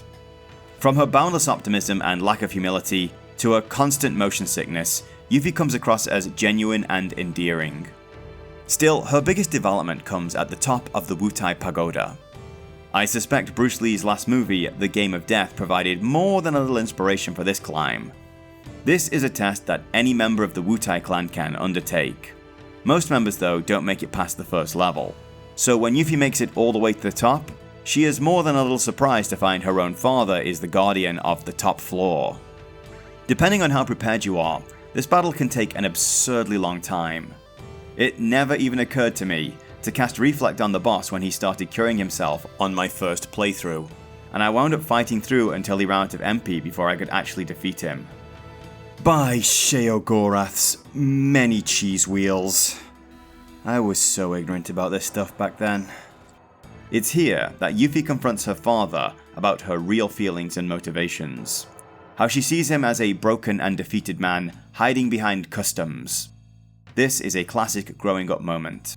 The teenage rebellion sees the child breaking away from the unbalanced relationship of being a dependent and returning as an adult, stronger and more mature, now ready to be greeted as an equal and a friend, and to start a far greater relationship with their parents than the one they had before. Lord Godo hands over the Leviathan materia to Yuffie and supports her quest to bring materia back to Wutai. He understands his mistake in how he interpreted his defeat in the war, realizing he went too far in the opposite direction. As he says, strength without determination means nothing, and determination without strength is equally useless. He gives Yuffie his blessing to continue her quest, but suggests when her powerful friends have finished with their materia, that it might be put to better use here, in Wutai.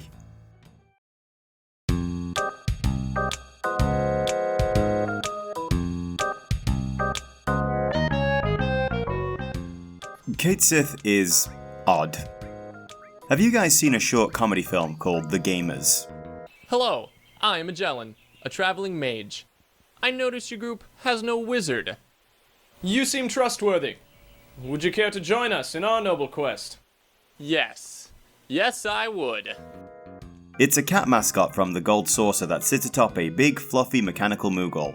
And I'm honestly not sure if the other characters think that there's someone at the Gold Saucer piloting this thing, if it's AI, or just an actual talking cat to go along with their talking direwolf. It joins with the party after reading a fortune to Cloud, and getting something that sounds less like the regular astrology or fortune cookie mumbo jumbo, and something that feels more like actual prophecy, or dark foreshadowing of a tragic twist in a fantasy adventure. So Cait decides that this is too strange to pass up, and just joins a group of fugitives from Shinra on a mission to track down one of the most dangerous men who ever lived, no questions asked, and everyone is just okay with it. This moment had real late 90s CRPG vibes, to be honest. Have you played Planescape Torment? Dakon springs to mind for this, video here. But similar to Dakon, Cait also has secret motivations for joining up. So let's call this our first spoiler warning. Some of this comes to light on the first disc and also in Rebirth, but there are a few details held back until later, so just be aware of that, and feel free to skip to the next part about Sid if you don't want to know. Reeve 2SD is the head of Shinra's Urban Planning Division, and the only member of President Shinra's inner circle to possess any kind of conscience. And when Avalanche blew up Mako Reactor 1 at the start of the game, it was he who had to tally the cost to Shinra in terms of financial losses, property damage, and worst of all, human life. Those people weren't just names and numbers on a spreadsheet to him either.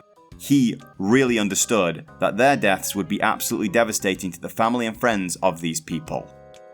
He is also the only director to openly oppose dropping the Sector 7 plate onto the slums below just to get at Avalanche, and he openly despises both Scarlet and Heidegger for their blatant disregard for human life. They aren't so fond of him either.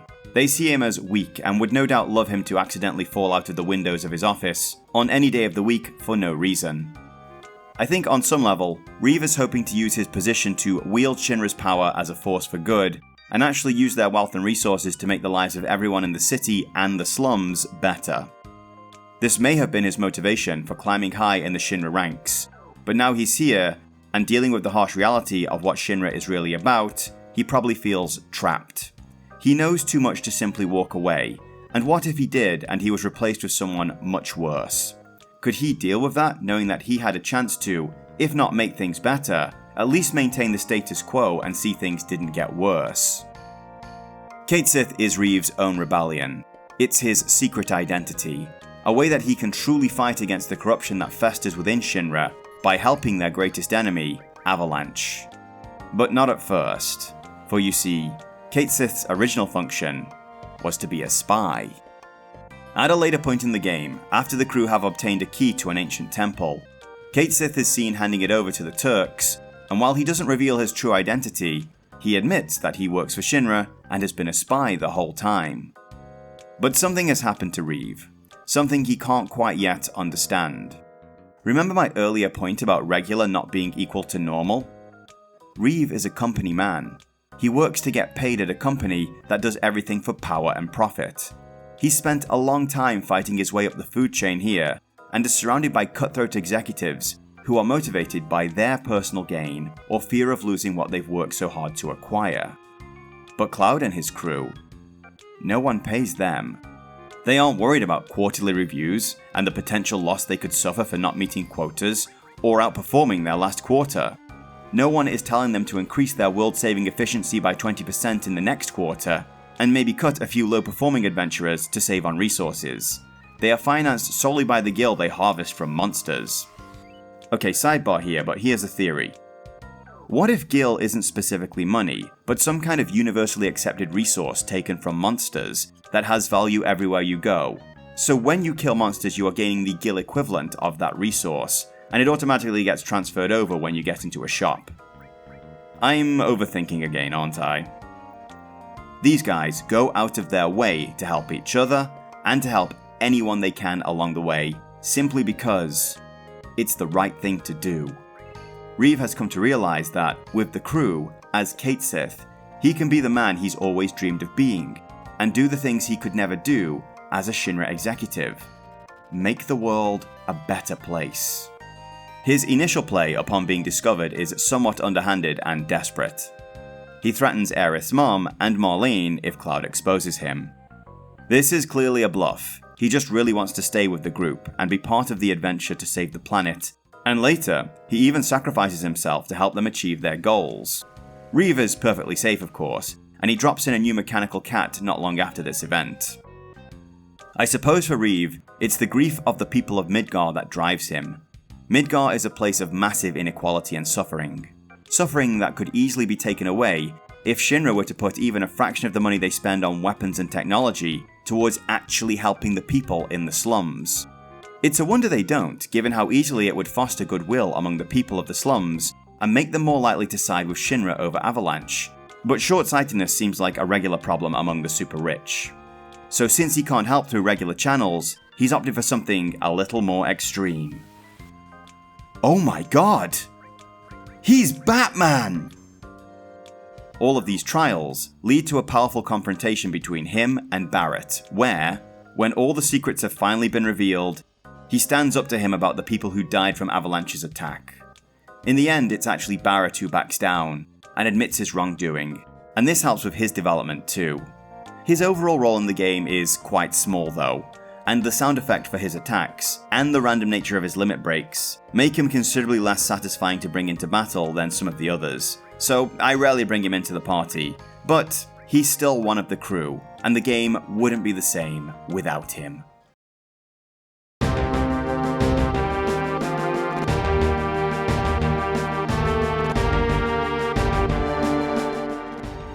We have all looked up at the stars and dreamed of what it might be like to go there. To soar higher than the clouds and beyond the horizon into the infinite void where the stars move in their eternal dance together. But what if that dream were only moments from coming true, only for you to have to choose between launching yourself to the heavens and letting someone be incinerated alive, or smashing the abort button before it could happen? That was the position that Cid Highwind was placed in as he prepared to become the first man in space. If the name Cid rings a bell, then congratulations, you've played at least one other Final Fantasy game. It's a long-running tradition and a bit of a gag at this point, which is something I wouldn't discover until the 8th game came out. Final Fantasy VII Cid is something of a minor protagonist with a limited stake in the plot. Of course, he lives on this planet, so he has plenty of reasons to not want it to be destroyed by Shinra, or anyone else for that matter. But the only thing that's really important to him is going to space. Before Mako, space exploration was one of Shinra's big investments. I'm not entirely sure what they hoped to get out of it. They weren't involved in any kind of Cold War between a rival power, or if they were, nothing is ever said about that. We don't hear anything about travelling to a moon and maybe colonising or mining it for ore, and I can't imagine this company would want to send rockets up there just for the betterment of humanity. Actually, there is one thing they could be looking for up there, but we'll talk about that later. Rocket Town is kind of a tourist town by the time we arrive there. The area was once the launchpad zone for Shinra's space program, but the last rocket, number 26, aborted its launch and fell to the Earth before it could fly. It now leans at a dangerous angle in its scaffolding and gathers more and more rust with every passing year. Eventually, people came to see this relic of an interesting moment in the history of the world, and as more people came, hotels and shops opened, and now we have a town where once we had an enclave for mechanics and engineers. Cid, not that one, this one, still lives here. He was chosen to be number 26's pilot and the first man in space. Before the launch though, an engineer named Shera noticed a problem with oxygen tank 8 and set to work trying to fix it, even staying to the final countdown while knowing that doing so would be the end of her. When the alarms went off, Cid couldn't go through with it and smashed the abort button. With this failure, the launch was put back months, and in that time, Shinra became less interested in space and more interested in Mako.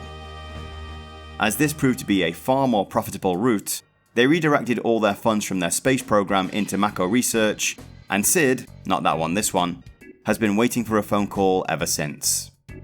He now lives with Shira, and has let his frustration fester into malice. While he's not physically abusive towards her, he puts Shara down at every opportunity he can get, and she puts up with it because she feels responsible for Cid's anger. During the search for Sephiroth, the crew approached Cid to use the tiny Bronco, a plane that could help them track their quarry faster. Of course, Shinra shows up at the same time with the same idea, and in the ensuing battle, the Bronco has her wings clipped permanently. Cid joins the party from this point onwards, as he has no other purpose to go after. His main role within Shinra was as captain of the Highwind airship, that is until the company commandeered it from him. However, he eventually encourages the crew to rebel against Shinra and takes the Highwind for Avalanche making a daring last-minute rescue of Tifa possible. If they keep this slap fight in the third part of the remake, I really hope there's an option for Tifa to just right hook or roundhouse kick Scarlet instead. Cid's, not that one, this one, biggest moment of character development though, comes when events conspire to not only see him launched into space, but also for the number 8 oxygen tank to explode, proving that had he actually gone through with the launch all those years ago, he wouldn't have been coming back alive. To top it all off, when he's pinned down and unable to get to the escape pod, guess who shows up to save him? You know, I'm sure there's a word for someone who's willing to give up their life for someone's happiness and dreams, or suffer someone's anger and resentment just to stay close enough to them that they might be able to ease their suffering or bring a little happiness into their lives. What is that word? I can't quite remember. Well, I hope Cid, no joke this time, is good at cooking, because he's got a lot of apology dinners to make, that's for sure. That's half of our grief-stricken cast, all of them dealing with their own pains in their own way, and just trying to keep putting one foot in front of the other and moving ever forward. We've still got the main guys to talk about, of course, but that's for the super spoiler section later. So for now, let's talk about Shinra.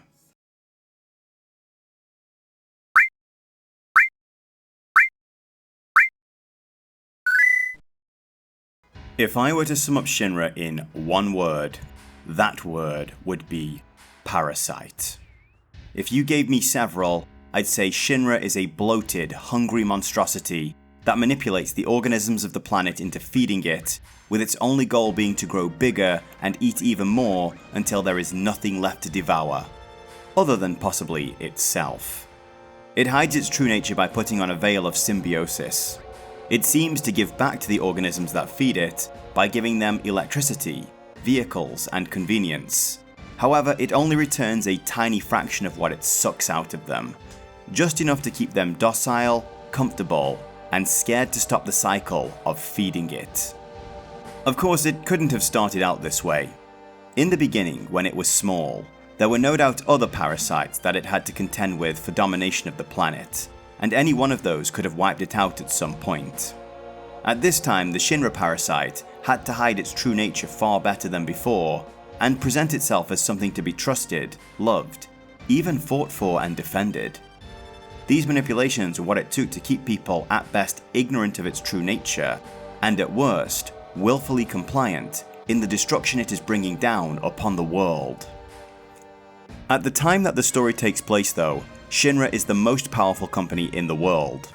The battle of stock prices and market shares is over. Shinra has engulfed, consumed, or otherwise obliterated any competition, and grown so fat and powerful that it has even infected or otherwise destroyed any kind of democratic power that once existed too. Mako Energy, their primary product, literally drains the lifeblood of the planet and uses it to create power, and their crown jewel of Midgar is a massive Shinra enclave, completely powered by these reactors. Midgar is inhabited almost entirely by Shinra drones. The people whose world it is killing work hard day and night to keep this bloated beast sustained, operating all the various limbs and extremities to stop it from collapsing beneath its own bulk. They in turn receive gil to spend on their Shinra houses that use Shinra power. They buy food in Shinra stores and restaurants. Maybe they can have a vacation to Junon or another Shinra city. Or, if they are really adventurous, they'll slum it down in the lower city and drizzle some of that Shinra gil among the small businesses there. It'll filter back up to the company one way or the other though. These people are completely dependent on the thing that is destroying them, and this parasite is so deeply rooted that it has spread to the point where the only way to escape its influence would be for the entire world to declare in one voice that it's not welcome here anymore, and drastically change their way of life to remove their dependence on it. I doubt anyone sitting at their computer or watching a video about a PlayStation 1 game on their smartphone or tablet is going to disagree with the sentence, electric power is good. As much as I enjoy piecing out of civilization to vanish into the mountains of a long weekend, I'm just as happy, if not relieved, to come home to a hot shower and an evening playing games after. There's no doubt that our lives are enriched by advances in medicine, home conveniences like air conditioning, refrigerators, microwaves, computers, and the internet. But all these things come with a price. If we want energy, then we need to burn some kind of fuel, and doing so comes with a considerable amount of destruction and waste. This is the drip that Shinra has the world hooked on now. Electric power is their main product, and there are no serious alternatives anywhere else. For people to give up Shinra, they'd have to give up their comfortable lives, and those that grow up on the plate and don't know any other way to live would be completely lost. It would take the entire Shinra private army standing down and everyone leaving Midgar to hurt Shinra now. And how long would that last? How would they get their food and clean water? How would they stay warm at night? And who would keep them safe from the monsters? The parasite is completely embedded into the host, and now it's free to drain it of everything it has. Shinra is embodied by President Shinra.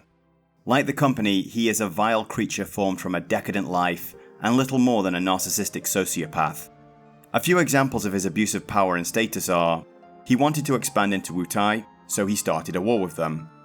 Never mind that it's their land, their home, their way of life, he felt he was entitled to it, and so he decided to go and take it.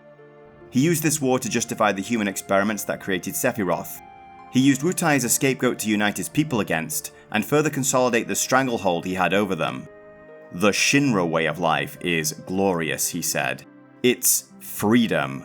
Wutai wants to take that freedom from you, and return you to a primitive way of life.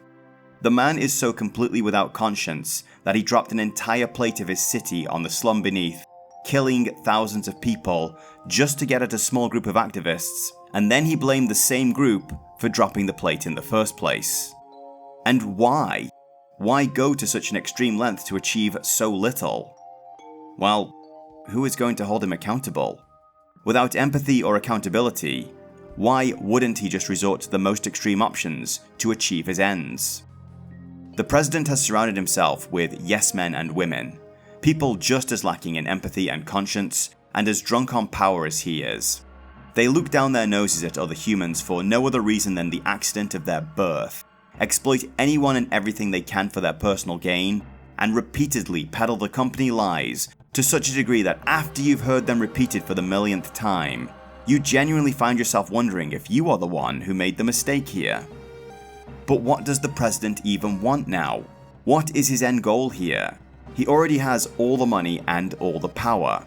He has a private army of soldiers, Mako-enhanced superhumans, and massive robots. He has a whole city full of loyal drones who suffer beneath him so that he can sit as king in the high tower. If that will not satisfy him, what will? Quite simply, more. That's it. He just wants to keep getting more. He wants his Neo Midgar, an even bigger and better Super Shinra city in the heart of the Promised Land. He has a perfectly good city here, but rather than searching for a more sustainable way to power it than sucking up the life of the world around it, he's more than happy to just leave it to rot while he goes to live in his bigger and better city. And as for the future, that's not his problem. That's for someone else to clean up one day long after he's gone. For all his cruelty and apathy though, probably the most notable thing about President Shinra is his death. Specifically, that it happens off camera.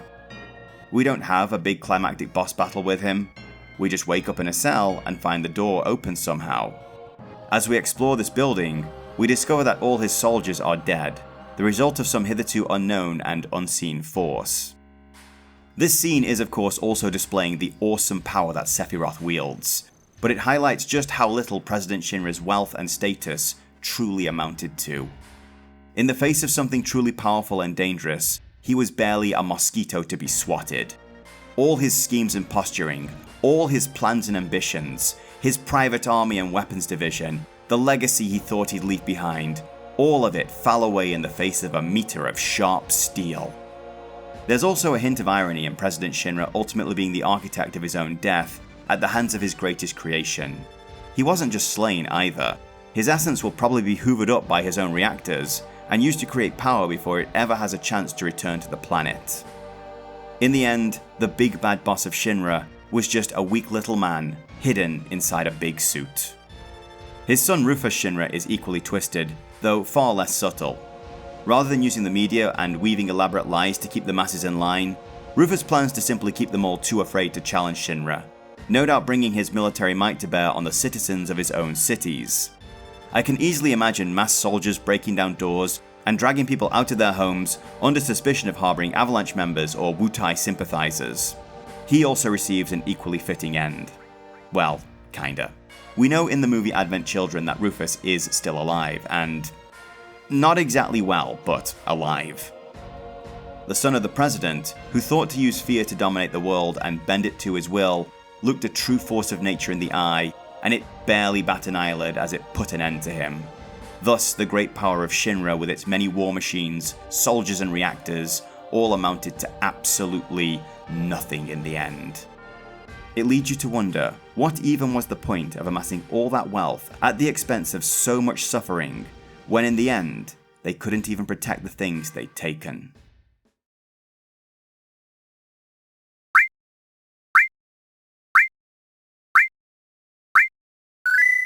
The 8 and 16-bit consoles had something of an image problem, in that they were largely thought of as toys for kids.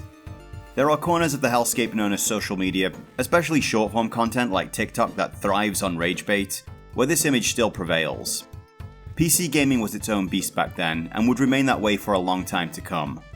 And while there absolutely are games from this era that had serious stories tackling mature themes, including games from this very series, it was still, on the whole, considered a world of colourful jumping men rescuing princesses. It was a distraction to get kids out of their parents' hair after they'd come home from work, so that they could relax with a glass of wine in front of the TV, and try not to contemplate what had happened to all the dreams they'd had when they were young. However, the 5th generation of consoles with their 3D graphics, CD storage capacity, and potential for real music and voice acting, marked a turning point in the story of video games. It was a chance for games to show how much they'd grown up, to become an industry and medium equal to or even greater than Hollywood, producing dazzling popcorn fodder for massive audiences, and art house pieces to engage people in philosophical, intellectual, and emotional ways. And of course, slop. Tons and tons of utter slop. Final Fantasy VI, while considered by many to be the best entry in the series today, hadn't been a massive commercial success in America back when it launched, and Sakaguchi really wanted to break into the Western market with this entry in the series. As such, visual presentation and marketing was given a lot of consideration and money. Up to this point, the limitations of the old hardware had led Square and other companies like Enix with Dragon Quest to go for an SD or super deformed art style. The gigantic heads with expressive eyes made it easy to identify characters on smaller old TVs, and also gave each character their own distinctive personality. However, with 3D characters, the potential felt limitless. Well, kinda. I mean, what we see in Final Fantasy VII versus Rebirth is worlds apart, but when you think about coming from this to this, it was a huge deal at the time. The point is, the extra processing power meant that artistic style wasn't strictly governed by limitations, and there was more flexibility for making creative choices. Now, I need a moment to cite my sources here. While doing a little more doom-scrolling than I'm proud of, I stumbled onto a reel made by the podcast Resonant Arc that was touching on creative differences between producer Hironobu Sakaguchi and director Yoshinori Kitase. It seems these two had differences of opinion about the art direction that should be taken for both Final Fantasy VII and the entire series going forward.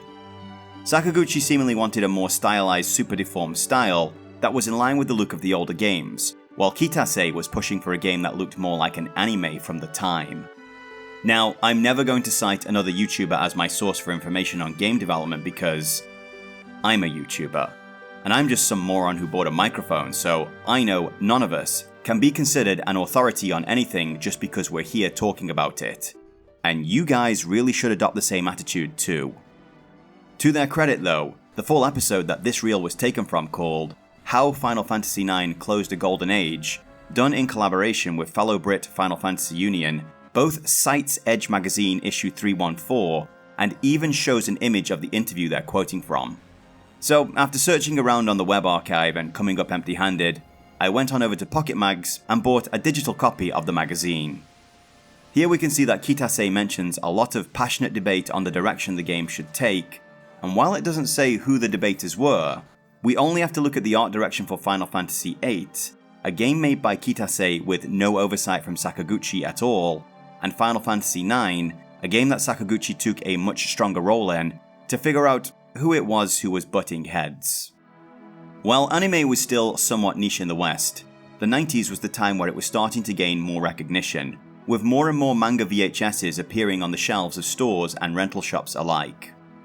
Similar to games at the time, cartoons in the West were something made for kids, and we were all expected to grow out of them when we got older. Never frickin' happened. While animation in Japan was just a cheap way to make any kind of movie or show they wanted, with any kind of target audience in mind. I myself recall when I was around 12 or 13 years old, reading Sonic the Comic and seeing ads for a VHS collectible animation about a cool looking alien suit of armor and becoming completely obsessed with it. And as much as I loved that show, it was something I saw at the start of the video that really blew my mind wide open.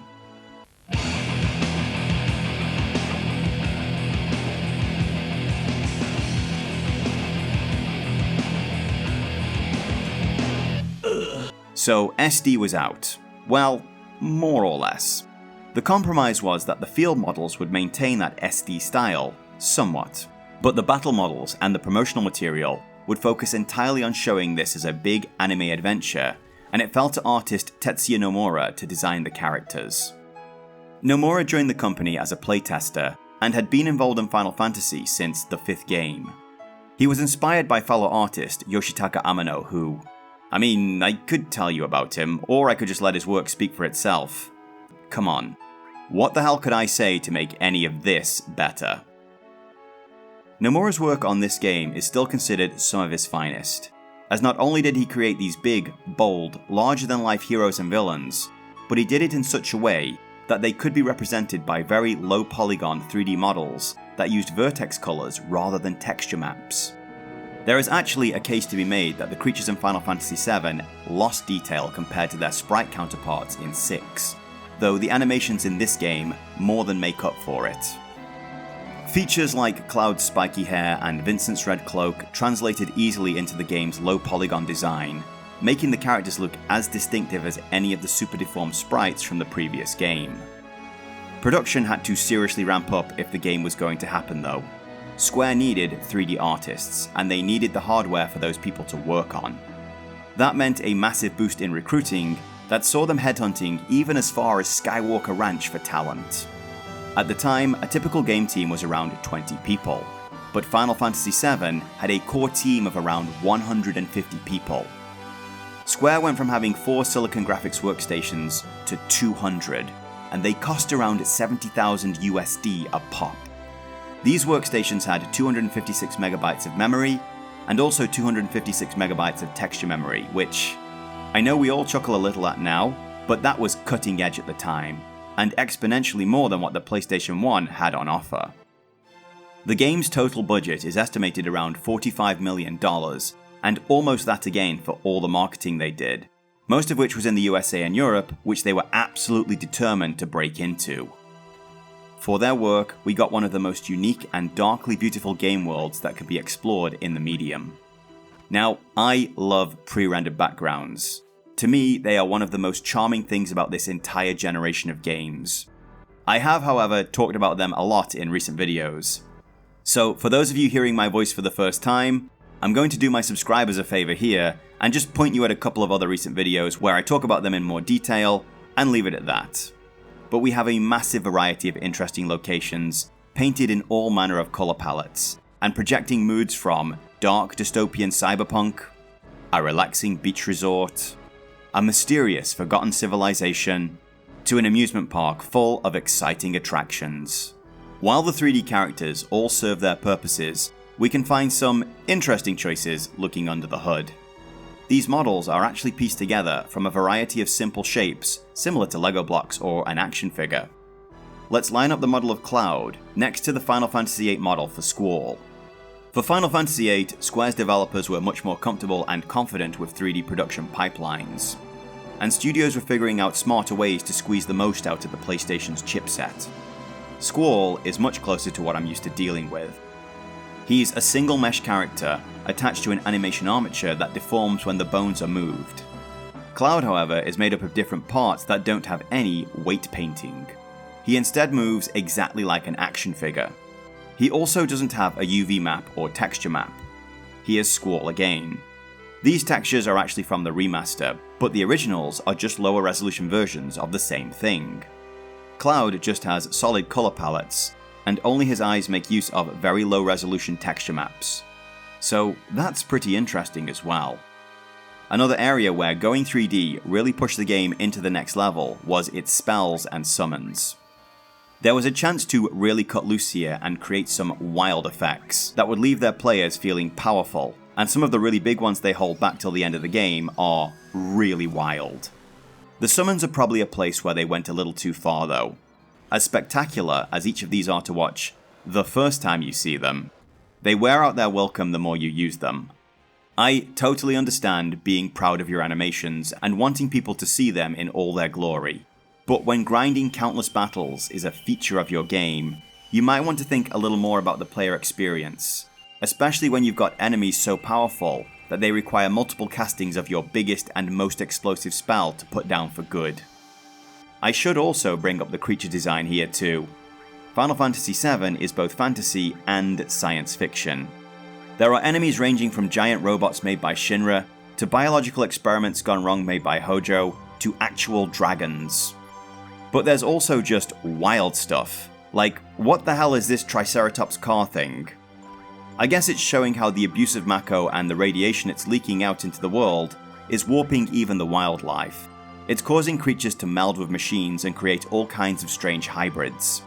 There are plenty of fan favourites making their first 3D appearances, alongside new designs unique to this planet.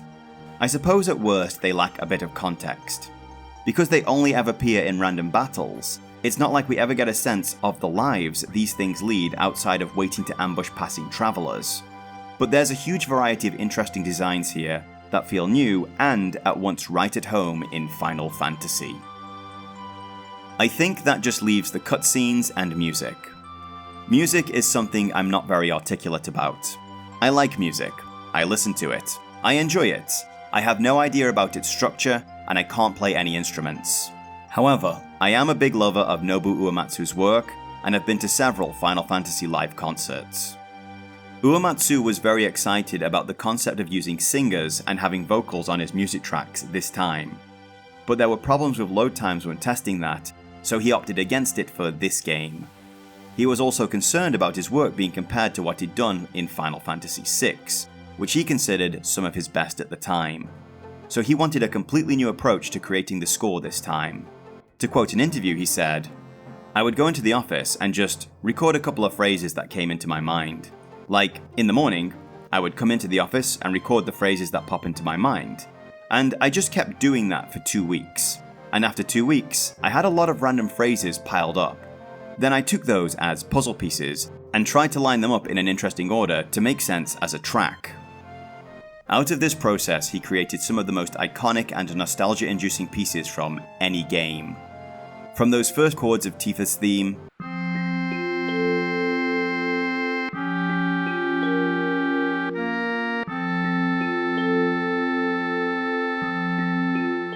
or the way Aerith's theme tugs on your heartstrings,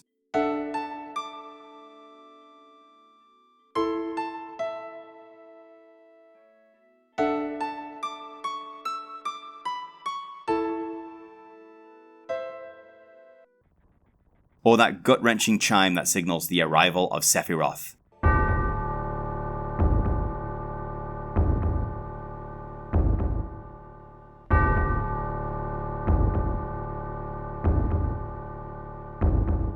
And the heart-pounding boss tracks.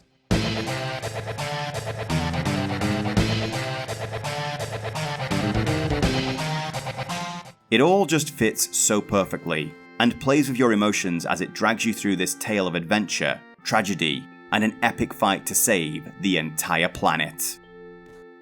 Since pre-rendered cinematics were kind of a deal breaker for Square when it came to choosing a console to make their game for, we should probably bring them up. These are the moments where the game's camera frees up, and the most dramatic scenes begin to play out. This was the vision Sakaguchi had for a 3D Final Fantasy, a game that could put the player into the role of a hero in a cinematic movie. They are kind of rewards for hitting checkpoints in a way, and I recall on my old PC, the game would freeze up for a minute while the CD spun up to find the cutscene to play. It's kind of interesting that they used a variety of styles, with some cutscenes having the anime style characters, some keeping the SD style ones, and some overlaying the in-game characters onto the pre-rendered cutscenes. I'm actually interested in knowing how those decisions were made. Either way, they were jaw-dropping to behold at the time, and some of their imagery has been utterly burned into my brain, where it will stay forevermore.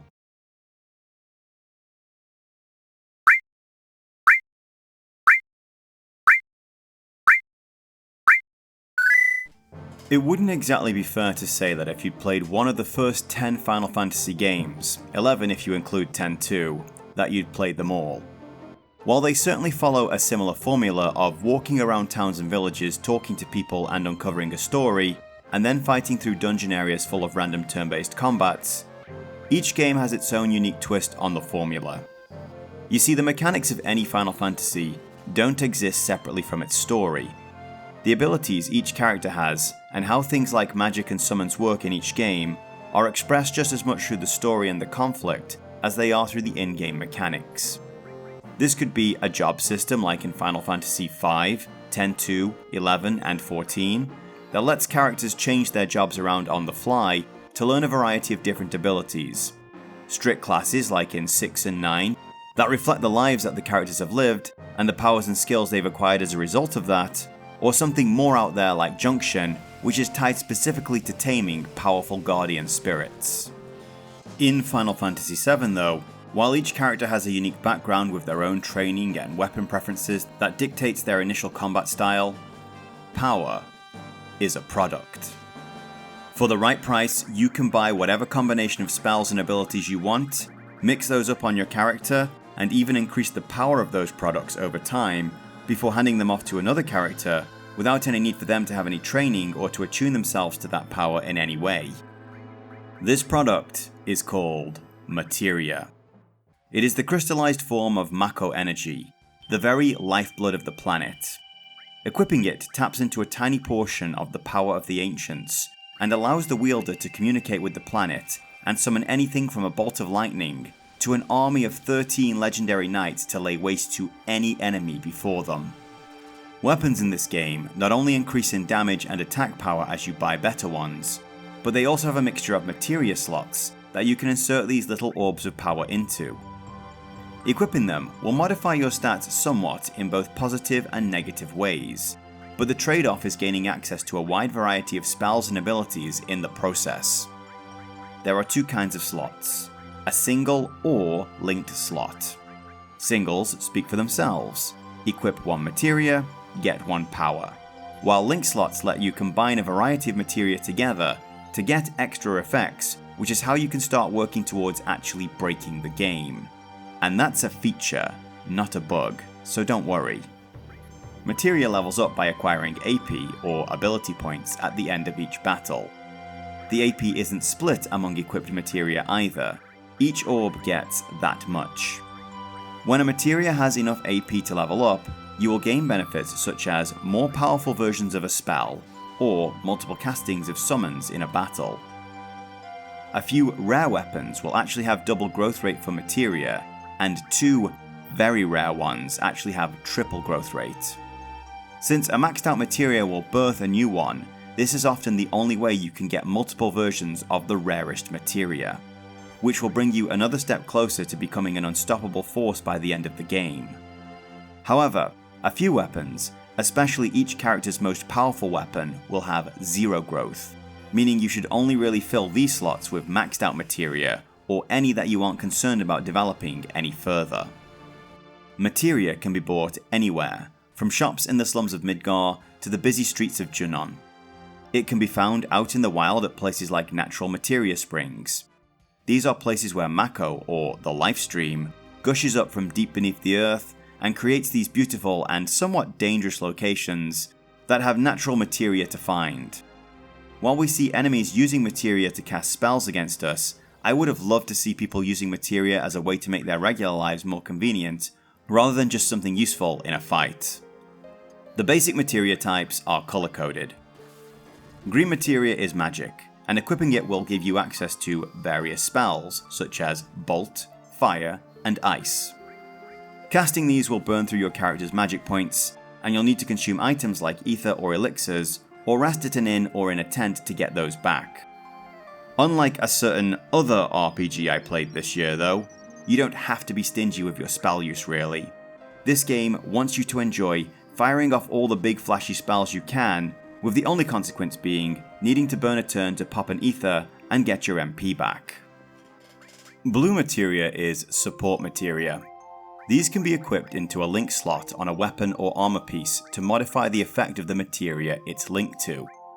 The most common of these is the All materia, which will turn your single target spell into an AoE spell that targets all enemies on the field, or all parts of any enemy large enough to have multiple targets for attack. That's just scratching the surface though. Support materia can absorb HP and MP, make a character cast a spell as a counterattack when they take damage, or use a link materia 4 times in a single casting. It can channel the elemental power of a link materia into your attacks, or cause you to cast a link spell if your HP drops to 0. Clever combinations, along with a little planning and foresight into the enemies you'll be facing, can turn any battle from a struggle into an absolute cakewalk. Yellow materia is command materia. Equipping this will give you a variety of new commands in battle.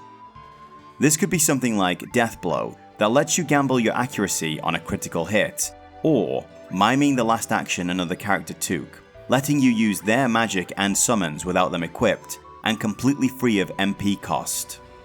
However, the first and probably the most important of these is the enemy skill, or blue magic materia. With this equipped, there is a selection of enemy skills that the materia can learn if they are used against the player who has it equipped. The challenge here is only a few of these skills, such as Magic Breath, target the entire party, meaning you have to be a little lucky for your enemy to A. Actually have and use a skill the materia can learn, and B. Use that skill on the character with the enemy skill materia, rather than on one of the others.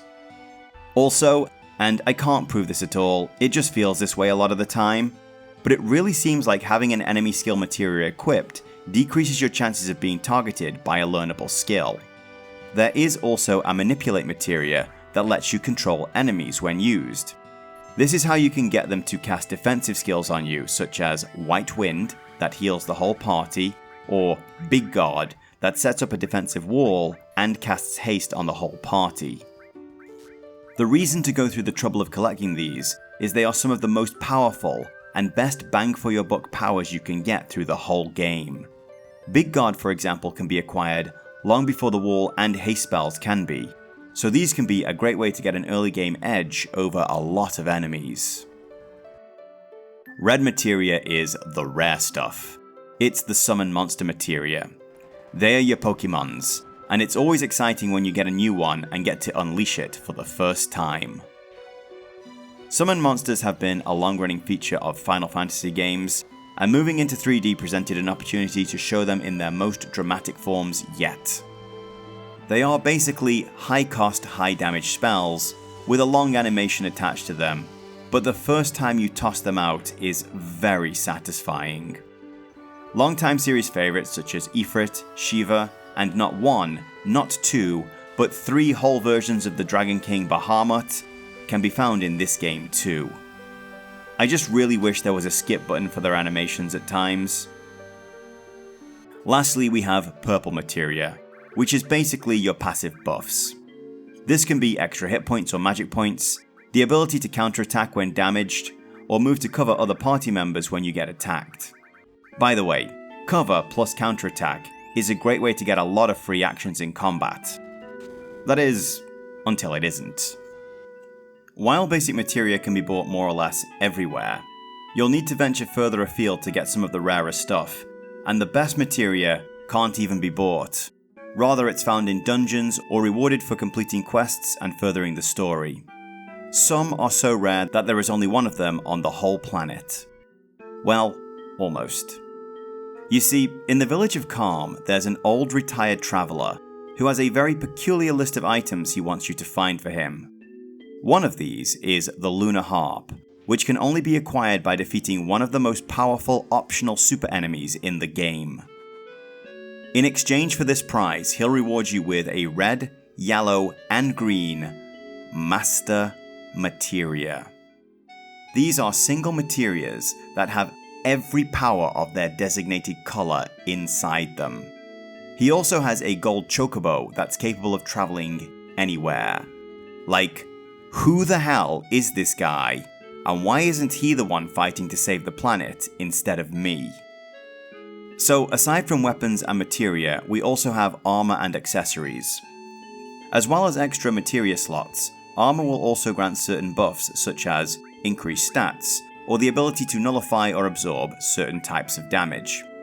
Accessories also provide similar benefits, but the best of these is easily the ribbon that just nullifies every single status abnormality in the game, meaning you aren't going to have your big plan to quickly end a fight thwarted by being turned into a frog in round 1 and having to sift through the items menu for ages to find some Maiden's Kiss because you really didn't see that coming and didn't move it near the top of the list. The item list is objectively terrible in this game, but I didn't use it that much. I suppose you could just do what I did in the battle arena here and just punch out the enemy regardless. I still have no idea how I pulled this off, but I was laughing the whole time. So with all that set up, we can start jumping into battles and blowing stuff up. We wait for the timer or the ATB gauge to fill up, choose an action from those available on our menu, and then let the enemy have it. Every time we take damage, our limit break bar fills up, and when it's maxed out, it's time for our characters to go full Super Saiyan and release their most devastating attacks. We can level up our limit breaks either by using them repeatedly or by killing lots of enemies. Each time we go up, the attack becomes more devastating, but the limit gauge fills at a slower pace, making us consider carefully if we should use it or hold it back for later. I think Tifa gets a bit shortchanged here if I'm being honest. While she is the first character to gain a multiple attack limit break, the slot system means that she isn't always guaranteed extra damage on her attacks, and she could even miss with some of them. Vincent too can be more trouble than help, as we can't actually control him when he transforms into his monster form, and one of his attacks is chosen randomly. This can be a problem if the enemy we're fighting happens to absorb the element of his attack, as we have no way to prevent him from casting it short of putting him down. I guess the only other thing I can really say about the combat is that it's not that difficult really. I know I'm sitting here almost 30 years after the game was released and saying it's easy on my 20th time through, but my most recent replay of 9 was way more challenging than this. Hell, I even forgot to equip materia for this one fight with Rufus here, and I still beat him quite easily. There are definitely a few areas and bosses where status abnormalities will make it more challenging, but it's pretty easy to stay ahead of the difficulty curve in this one. Anyway, why don't we move on to my favourite thing in every Final Fantasy, and talk about secret hunting.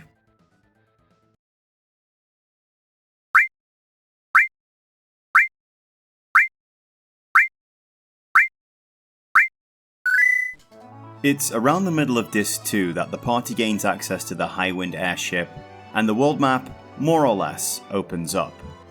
This also marks the point where you can travel most of the world without having to endlessly fight through random battles with easy to kill fodder enemies, as you can just fly over it all. There is still a lot of story to unravel at this time, but it's possible to begin exploring the map for secret locations and dungeons. We'll need to gain access to a submarine to get at one of those locations, and a lot of super rare materia is found by exploring the last dungeon up to the point of no return. But we can at least get the ball rolling. It is, however, a lot easier to do it in the final act of the game, or what would be considered the third disc. But if you wait that long, you'll have less chances to enjoy the fruits of your labours, so it's something of a trade-off. There are a couple of hidden scenes that fill in some pretty big blanks in the story. All of the characters' ultimate weapons and limit breaks to unlock, and 2 optional mega bosses to take down. One interesting thing I discovered while playing through the game this time is that all of the ultimate weapons have hidden mechanics that affect their total damage output, and as far as I can tell, there's no in-game way to learn about these. In previous playthroughs, I always found it odd that when I initially equipped my characters with their best weapons, their damage output fell really low, and then, after some time, came back up to what you'd expect. I thought maybe there was some hidden attunement function or level requirement to use the weapon, but it turns out it's something different per weapon. In Cloud's case, Ultimate Weapon's damage goes up based on his total HP, so you need to get that up to 9999 ASAP, and then the ratio of his health to his max HP, so you need to keep him at full health to reap the most benefits. Barret's is based off the total AP of his slotted materia, meaning you need to use maxed out AP materia in it, and specifically, materia that needs an absurd amount of AP to hit that max. I'm not sure how I feel about Tifa's though. Her damage is based on her limit gauge, so when it's full, it's maxed out, meaning using death blows or miming actions like double cut is going to do mega damage, but then you don't use her limit break either. It's an interesting choice for sure. As with most Final Fantasies from 7 onwards though, the majority of the secrets you'll uncover are locked behind one or two big minigames / side quests that are going to need some time to crack. And by they're going to need some time, I mean they've been designed in such a way as to waste as much of your time as possible and make you question the sanity of starting down this road in the first place. It's not as bad as Chocobo Hot and Cold though. I mean, nothing could be that bad. No, don't bring it up. Don't even think about it. Okay, it's not all that bad really. The Battle Arena has both Cloud's Ultimate Limit Break and the W Summon materia that lets you cast 2 summon spells in a single action. To get at these, you'll have to send one of your characters into the arena to fight 8 waves of monsters. You'll acquire battle points or BP for each round you complete, and at the start of each round, the slots will spin to hit you with a random debuff. On rare occasions, you'll actually get a full health boost, but usually you'll be hit with something like locking up certain materia, de-leveling your character, halving your HP, or making you start the fight as a frog. If you don't have a ribbon, that is. Whenever my ribbon was broken, I more or less considered the rest of the run a lost cause and peaced out. I actually had one round where I lost my ribbon in round 1 and all my materia in round 2, and I slammed Alt F4 and pieced out of that faster than write a your mum joke here later. Okay, will do. After you've finished each round, you'll receive an amount of BP based on how severe the handicaps were that you had to deal with. There's nothing wrong with this game in and of itself. The issue comes with just how many times you have to replay in order to get the 2 items you really want out of it. You see, there's no save point in the battle arena, and you lose any unspent points you've earned if you leave. I know this is an old game made in a different time, but it's genuinely unfair to expect people to sink so much into a single session without considering that other things could happen in their lives to pull them away from the game prematurely. I mean, god damn it, this was made in Japan, the earthquake capital of the world. On the other hand, I've dealt with far worse in this regard. The other big game is chocobo breeding. While the Highwind can travel basically everywhere, it can only land on green areas of the world map. And we won't overthink things by highlighting how the team have parachutes and extendable ladders at different points in the game. So there are 4 materia caves that contain some of the most game-breaking materia you can find, and they can only be accessed by using special chocobos that are capable of travelling over otherwise impassable terrain. Since these special chocobos can't be caught in the wild, they need to be bred at the Chocobo Ranch. If you're super hardcore, you can uncover all of this information by talking to the old chocobo sage who lives on the northern continent. The main problem with this guy is his memory is failing him, and he'll only tell you one small piece of information at a time.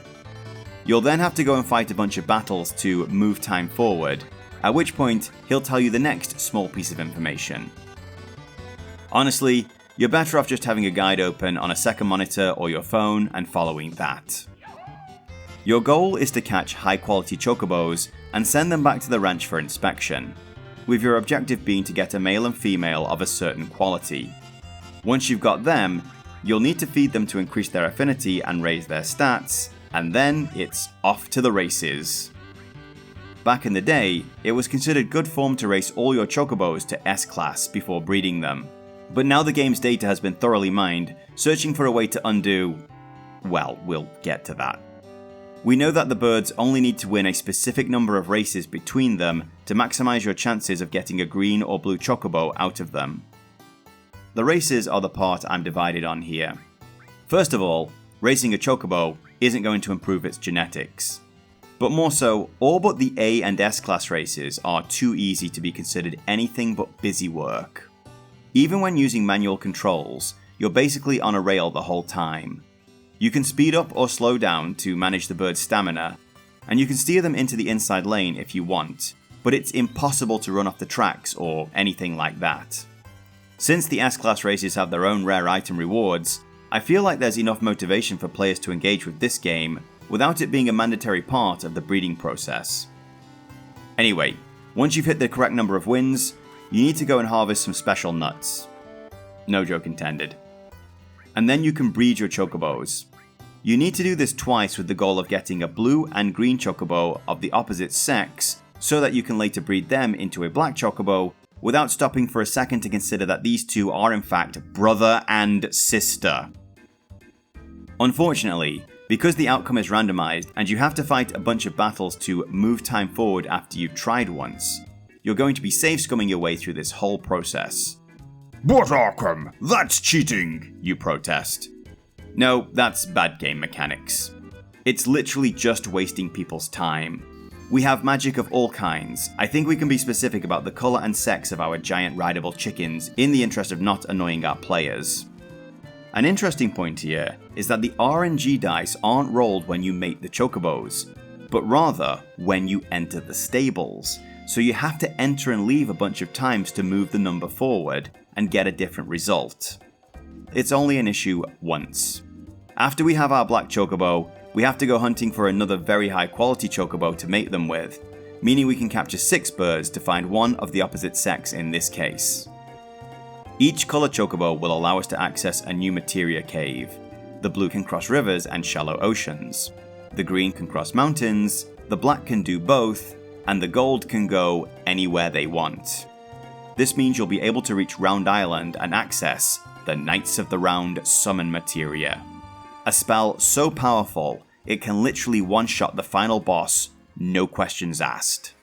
It's something of a big reward for going through all that trouble, but is also very important if you're going to try and kill Ruby Weapon.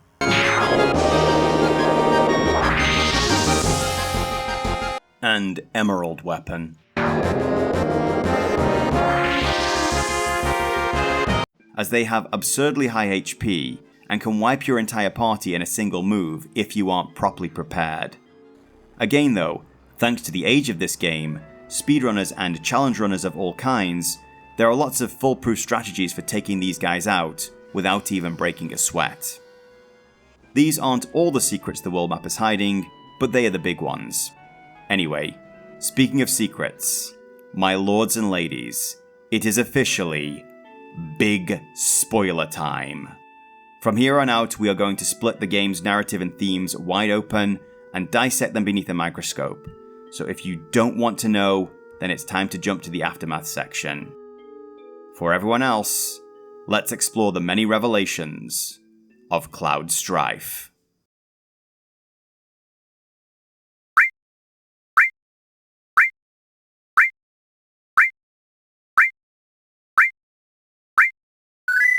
One of the most powerful messages that resonates at the core of this game is that everything is connected. And because of that, everything you do matters and has consequences.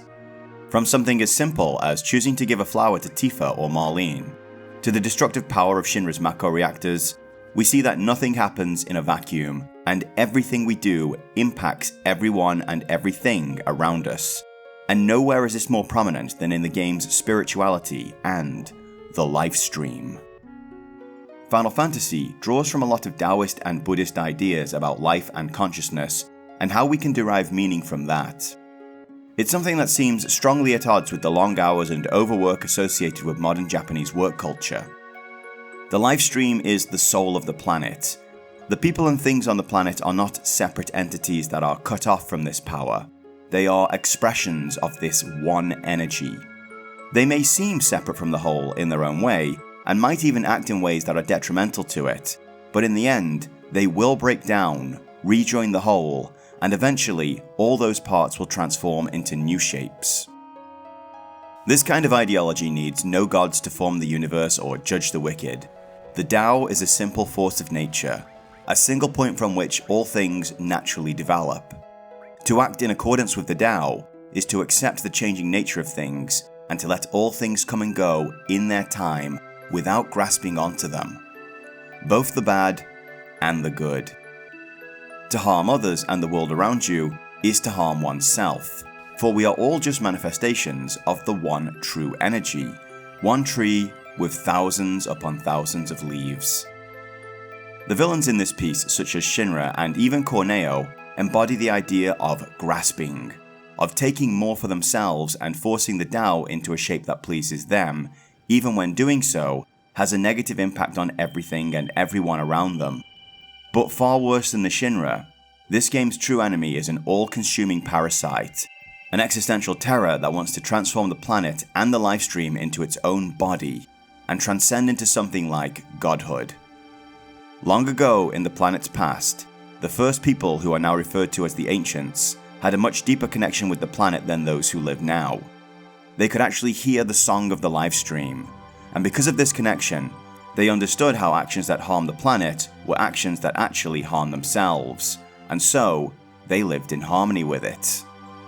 In the snowy little village of Icicle Inn, way up on the northern continent where people go to snowboard, we can find the long-abandoned home of one Professor Gast. Gast was a former Shinra scientist who was instrumental in the Genova Project and research on the Ancients.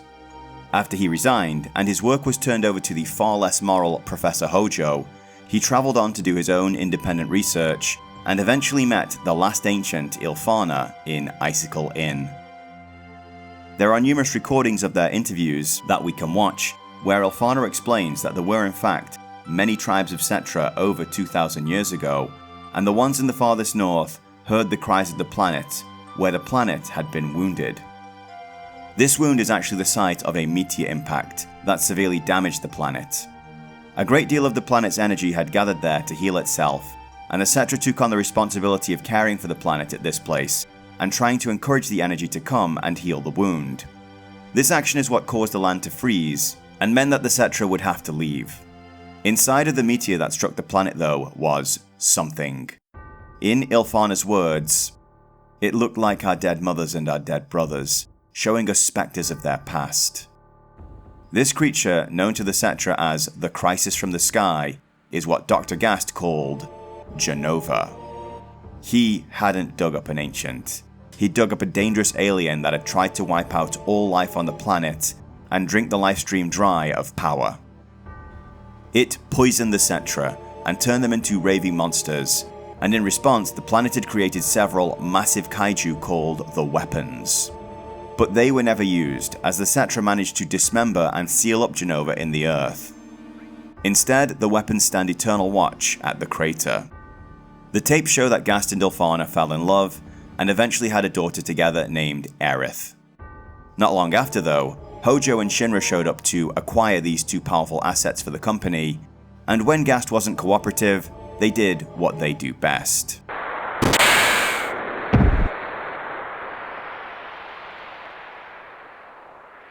So is this meteor crater the Promised Land? President Shinra interpreted the prophecy as it being a land of boundless Mako, and it seems like an absurd amount of the stuff was gathered there. And if that is the case, what does Sephiroth want with it? Well, first, we need to introduce our resident B-movie freak and all-around emo and goth girl bait, Vincent Valentine, not to be confused with the far superior Keith Valentine. Yes, I do hot takes.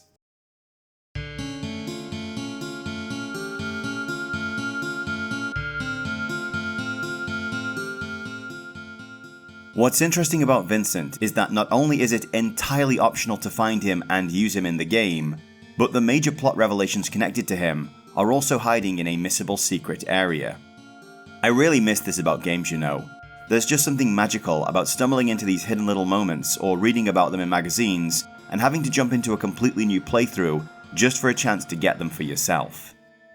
Like all the other characters, Vincent has his own grief and guilt, but in his case, it's guilt around actions he should have taken but didn't.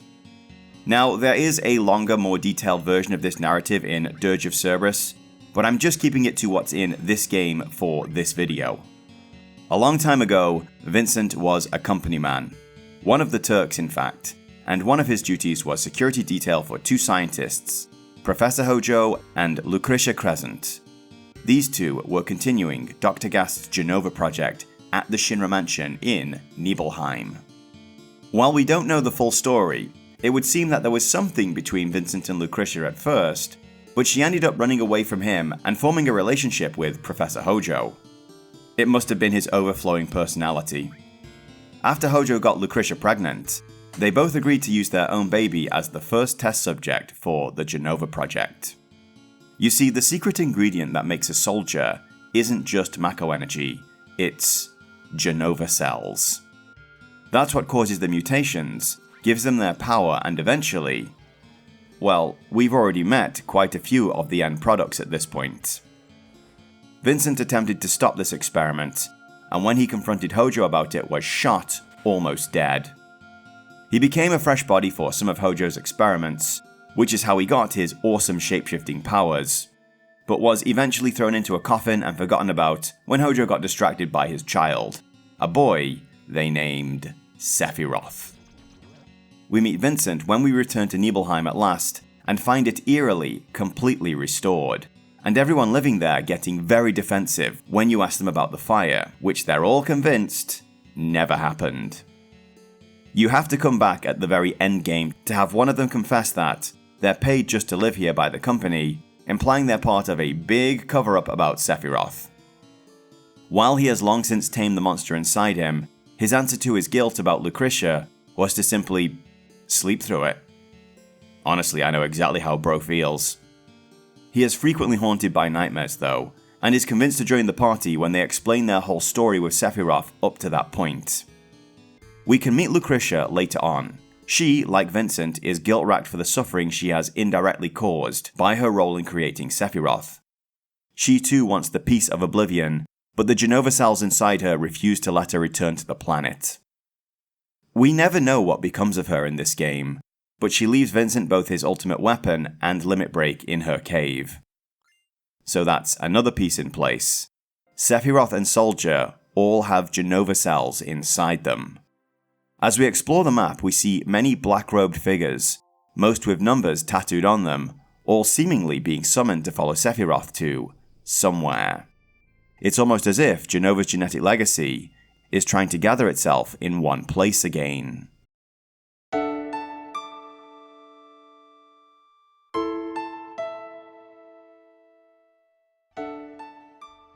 The quest eventually leads the crew to the Temple of the Ancients, one of the final surviving sites of the Cetra culture and a focal point of their planetary religion. It's here that they learn about the Black Materia. Cloud has already heard from Dio that men in black capes are searching for black materia, but they've no idea what it is. It is eventually discovered that the black materia can summon a meteor to the planet, and that Sephiroth plans to use this to create a wound, one that will cause the planet to channel unfathomable lifestream energy to it to heal itself.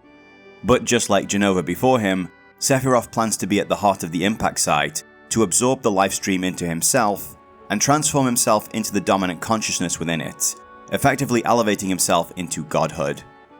While we fight our way to obtaining the black materia for ourselves, things take a turn for the worse at the last moment.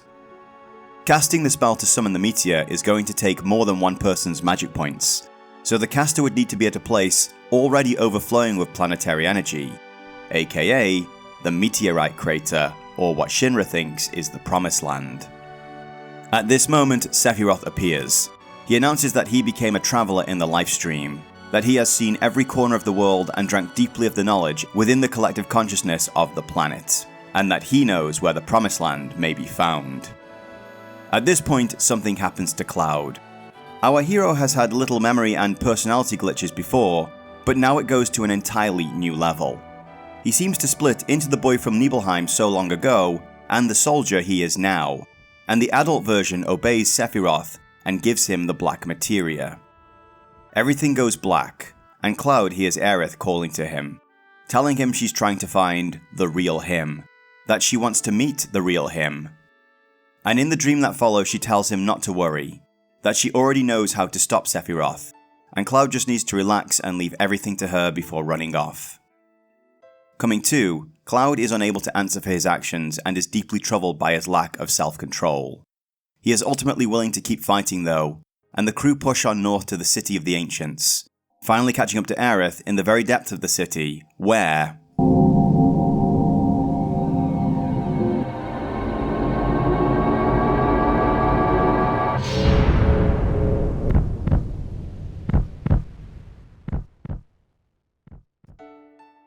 The decision to kill Aerith was an important one. You should know that she is not the first major protagonist to die in the course of one of these games, but she's the one that broke the most hearts, including my own. At 17, I'd never had a girlfriend. I was an emotional mess. Years of bullying had led me to believe I had little value to offer a girl, and I never had the courage to approach one. I just wanted friends. I wanted to be accepted just as I was. I didn't want to feel like I was wrong for being me, and I was massively overcompensating in that department too, which probably wasn't helping things. That's all long behind me now, but it took a while. Truth is, I didn't really start dating until I was in my mid-20s, and that was a girl I met playing Final Fantasy XI of all things. It didn't really last that long, but it was a start. The ball very much got rolling from there, that's for sure. So yeah, let's just say I was more than passingly interested in the Cloud, Aerith, Tifa love triangle, and my allegiance was on the very pink side of that. Of course, I wouldn't have dared let anyone know that back then. Nope, I was just playing the big stoic tough guy who was on a quest to save the world. But I was absolutely giggling with glee when Aerith broke into Cloud's hotel room in the Gold Saucer and dragged him out on a date with her. It's such a junior high school date too, no kissing or even hand-holding, and Cloud being so awkward and trying to keep up his broody stoic persona. But it was an absolutely magical moment for me. I'd already spent many hours in this story and world, and I felt connected to these characters, and amidst all this existential dread, it was nice to see them basically acting like young people without a care in the world, if only for a while. It's such a fragile and fleeting moment, so quickly sabotaged by the main drama, that you want nothing more than for the story to grind to a halt just one more time, so they can have a second night together. A second night that never comes. There was never any doubt in the minds of the creators that Aerith was going to die. Whether it was a way to surprise the players and show them something they hadn't seen before, or to really hammer home the themes of coping with loss, or in the case of Kitase, he mentions that he'd read a survey of young people who had been asked if they thought someone who had died could come back from the dead. Apparently, more than 50% thought it was possible. He was curious if stories like fairy tales, and especially Disney, had played a part in this. That being said, and despite how odd and clumsy it all looks now, this remains one of the most powerful moments in gaming history. I must confess to having this moment somewhat spoiled for me when ITV game review show Cybernet, at least I think it was them, actually showed the funeral scene in one of their episodes. I recall having no idea what it was about or which game it was in reference to, but it stuck with me, and I tried to write several stories that led up to a similar moment myself. So later on, when I was actually playing the game and figured out that that cutscene was from here, well, the penny dropped a little earlier than it should have. In this moment we also see Aerith's special materia, which she claims doesn't do anything, fall into the water to be lost forever. And after we defeat the piece of Jenova that Sephiroth attacks us with, he tells Cloud that he's nothing but a puppet.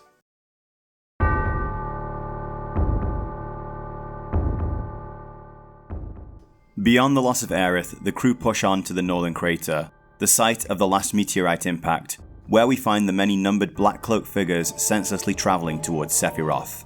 The crew are able to recover the black materia, and Cloud and Tifa push on into the heart of the crater, and it's here the trap is finally sprung. In the beginning, it just seems like a trick, an illusion to confuse Cloud. We see Sephiroth arrive in Nibelheim, with 2 faceless stormtroopers and someone else. Not Cloud, but a completely different soldier. What's interesting here is Tifa's reaction to all this, as if this isn't just an illusion to her. We see the town in flames again, but it's not Cloud who bursts from the Shinra mansion, but the other guy.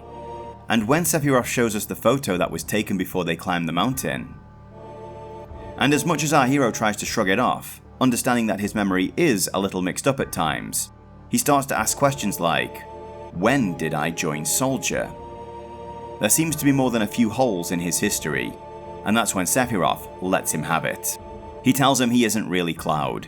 He's a clone of him, and a failed one at that. A concoction of Genova cells and Mako energy made by Hojo, just like all these other numbered wrecks they've been encountering along their travels. Only he wasn't even given a number. Cloud hasn't been following Sephiroth to settle a score, he's been answering the summons like all of them. A call to Genova's reunion. And with that, Cloud's whole internal world comes crashing down. The shared memories with Tifa are just imprints that the Genova cells took from her. For deception was always the way of Genova. As Ilfana said, it looked like our dead mothers and our dead brothers, showing us spectres of their past. Cloud isn't here to fight Sephiroth, he's come to bring him the black materia. The Sephiroth the crew has been following all this time is just a projection, a spectre, sometimes wrapped around the body of one of the clones. The real Sephiroth was here all along. At this moment, Shinra also arrives to claim the Promised Land for their own, and realize that weapon is actually here. Or rather, Hojo does. It seems Rufus never received that memo from his head of research. And so, in a supreme act of betrayal, Cloud finally gives the black materia to Sephiroth. The meteor is called, and the planet responds violently, unleashing weapon upon the world as it desperately thrashes to defend itself. When all is said and done, Tifa wakes up in a prison cell some days later. Cloud is nowhere to be found, and a meteor is hurtling towards the planet.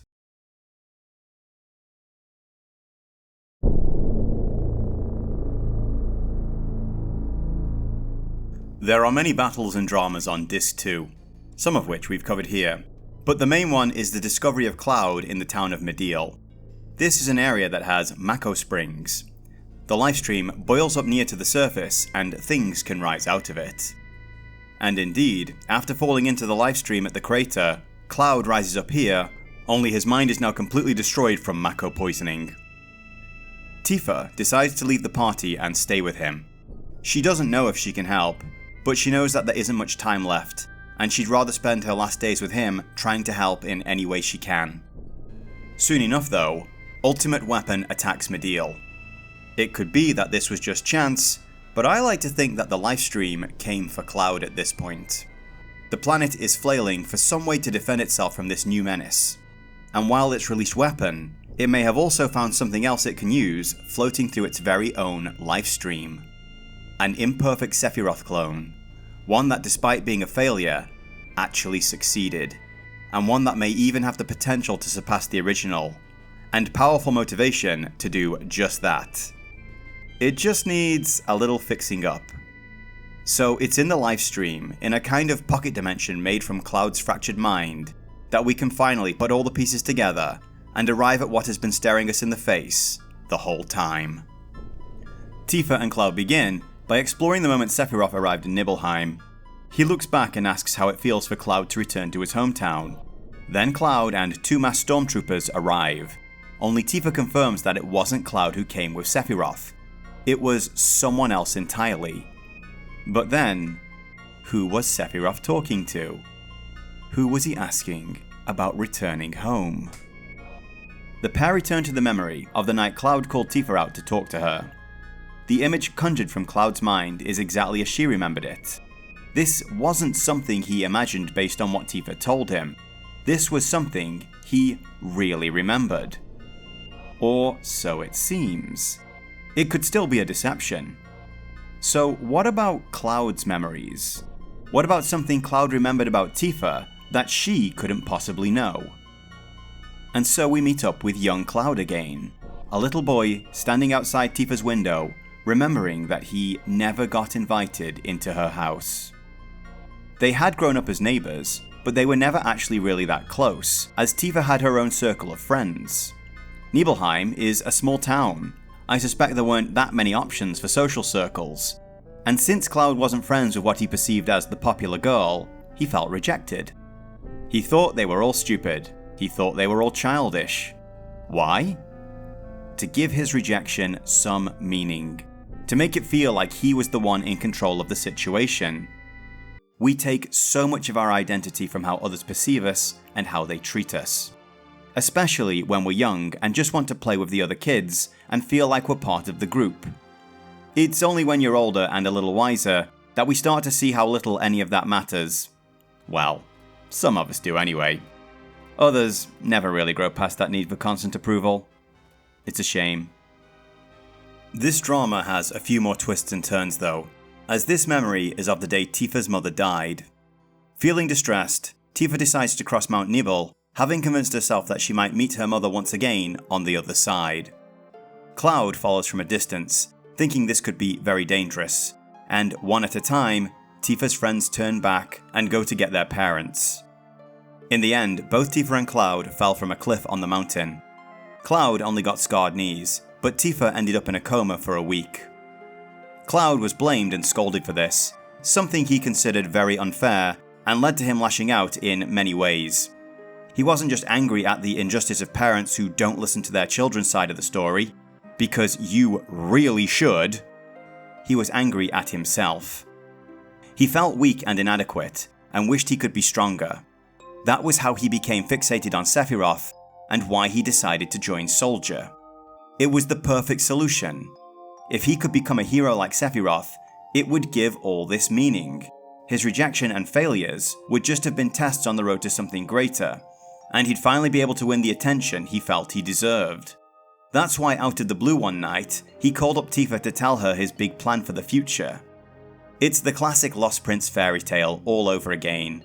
A story many a rejected child has told themselves, that the reason they are rejected is because there must be something special about themselves, something that will make it all make sense in the end. This memory is too perfect, too real, and couldn't possibly have been influenced by Tifa. So this must be Cloud Strife, and not just some construct made by Professor Hojo. So what happened at Nibelheim? How does Cloud know about this if he wasn't there? The pair return to the reactor after the fire and see Sephiroth enter the Genova chamber. The unknown soldier, revealed to be someone named Zack, runs in after him and is thrown out. Moments later, a masked stormtrooper appears, picks up Zack's Buster Sword, and rushes into the chamber. He catches Sephiroth by surprise, a faceless uniform too insignificant to notice, and runs him through with the sword. The trooper takes off his mask, and all becomes clear. He really was there all along. He had joined the army, but never made it into Soldier. His body was too weak to endure the process of merging with Genova cells. He had been ashamed of his perceived failure though. In his mind, he would never be the hero he had dreamed he could be. And he couldn't come and save Tifa when she was in need. He covered his face and hoped no one would notice him. Only, he did comfort Tifa. He did save her, even if he was just a little late. In a final confrontation with Sephiroth, Cloud casts him into the Mako beneath the reactor, but is run through and left for dead. Tifa is ultimately found and saved by her martial arts trainer, who takes her to Midgar. Shinra moves in to cover up the mess. Survivors are given to Hojo for his experiments. This is how Cloud winds up irradiated by Mako. His body rejects the process, completely shattering his mind. Eventually, Zack managed to stage an escape. Along the way back to Midgar, he'd talked to Cloud about his time in Soldier, and Cloud remade his memories as if he were Zack. Unfortunately, Shinra aren't too keen on having survivors of Nibelheim arrive in Midgar to contradict their story, and put Zack down at the gates. So Cloud isn't some big stoic hero. He's just acting. He's playing the part he thinks people expect to see, a combination of his time with Zack and Sephiroth, and his own childish ideas of what a hero is. I recall having quite the visceral reaction to this revelation.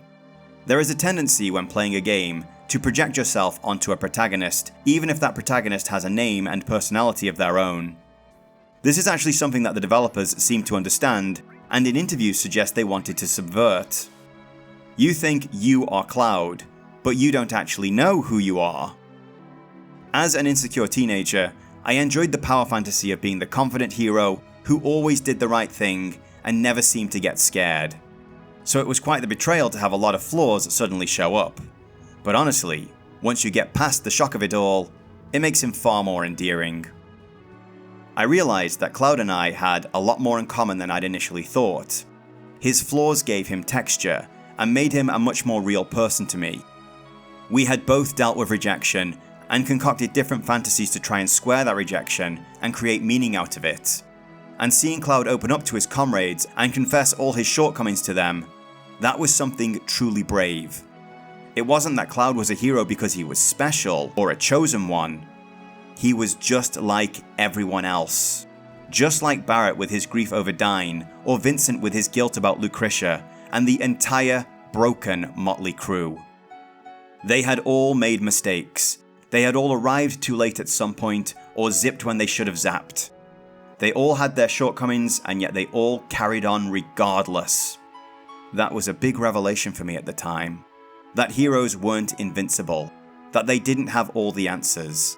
That they were just people, with all the baggage of every other person who had been spat at in the face by life as many times as any of us, and who despite it all, still did whatever they could to make the world a better place.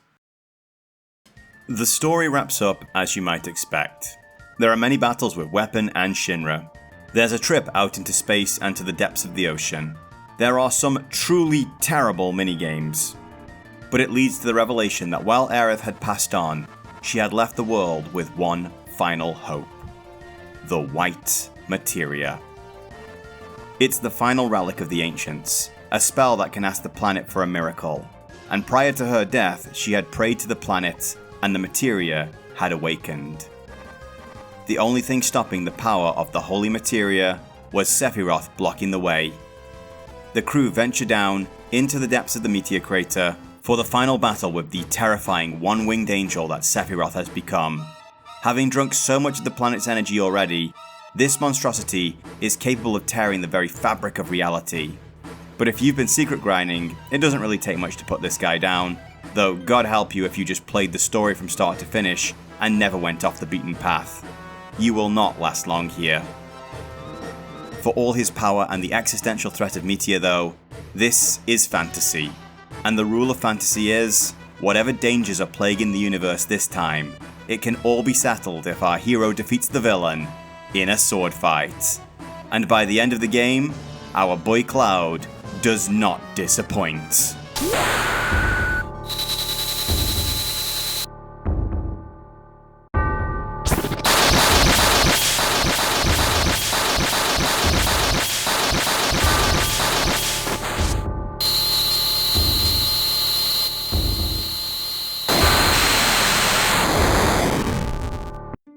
The final cinematic is absolutely spectacular. The boys at Square must have spent weeks rendering this thing, squeezing every drop of power that they could out of those old Silicon Graphics workstations. The crew makes a dramatic escape, and as Meteor approaches, the power of Holy seems to fail at stopping it. But all through the game, most characters have been making one big mistake. There is this idea that the Promised Land is a place. Some perfect land where all will be happy and at peace. Shinra believed it was a land of boundless Mako and materia that they could exploit. But in truth, the Promised Land comes from understanding the deep connection that lies at the heart of all things.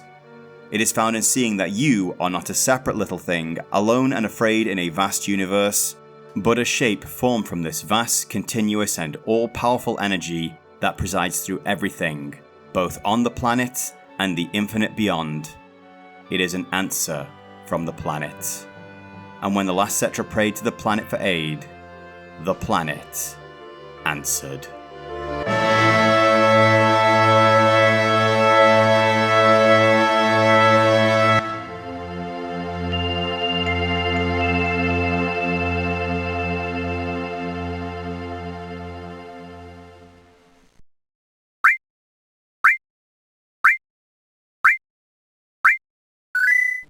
The success of Final Fantasy VII in Japan was a given, as the series had been a long-running success story there.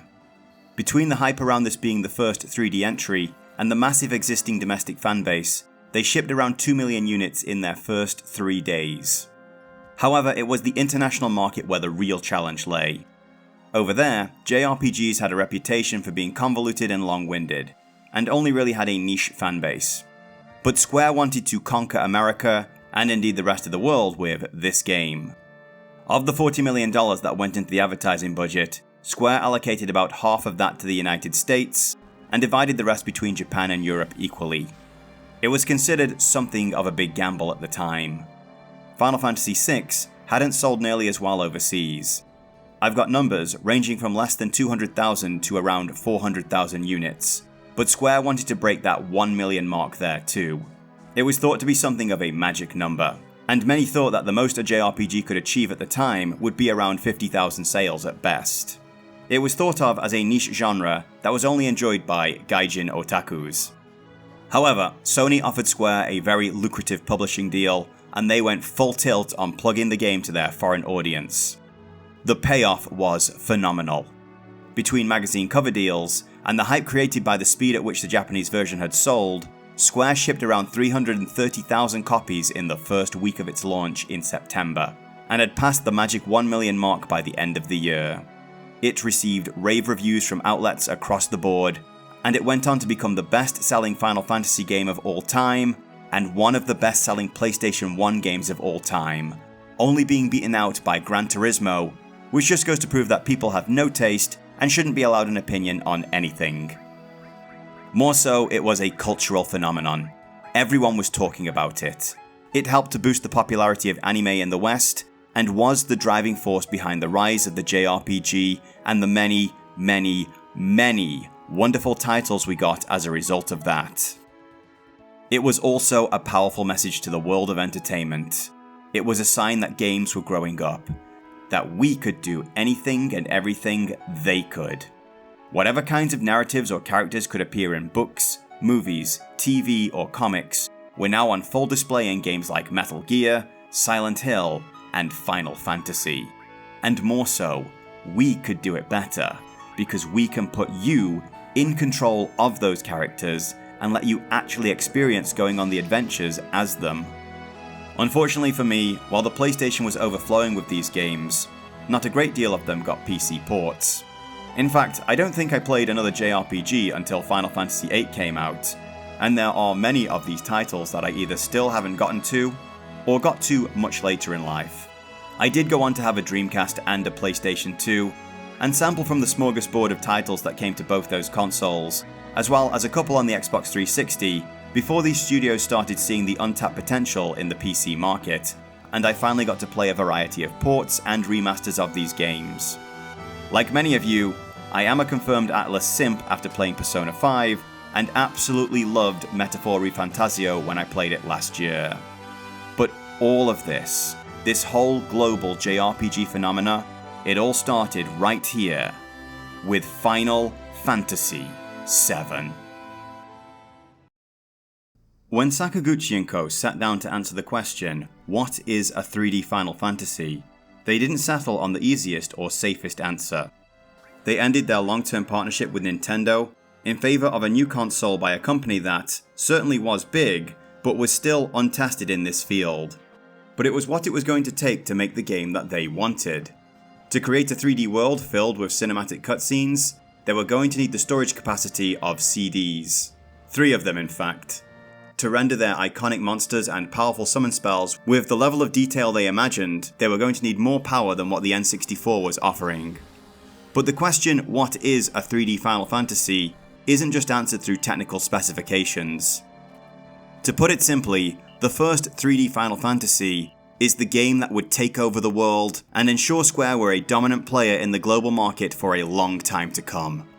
It's one of the games that heralded gaming as a true power player in the world of entertainment, and it's a story that was filled with so much soul, stayed with us long after it was finished, and may have traumatized quite a few of us for a long time after. The story of Cloud, Tifa, Aerith, Avalanche and Sephiroth is a powerful one. Its environmental themes are just as relevant today as they were when it came out, maybe even more so, and merge so well with the game's spirituality. We cannot poison or abuse the ground we walk on and not expect to suffer for it. In the end, no amount of money can buy food if all the ground can yield is dust, and we cannot sacrifice the future of our children and grandchildren just so we can feel comfortable now. We have to learn to be better. We have to use our brains and technology to find ways to live in harmony with the environment, because we are the environment. We can't live without it. In the same way we can't live without any of our vital organs. The game shows evil with so many faces, from a small-time gangster to a powerful company president to an existential nightmare. What's interesting is how similar all these villains are. Each simply wants to exploit and take for itself, without any consideration for who it harms in the process.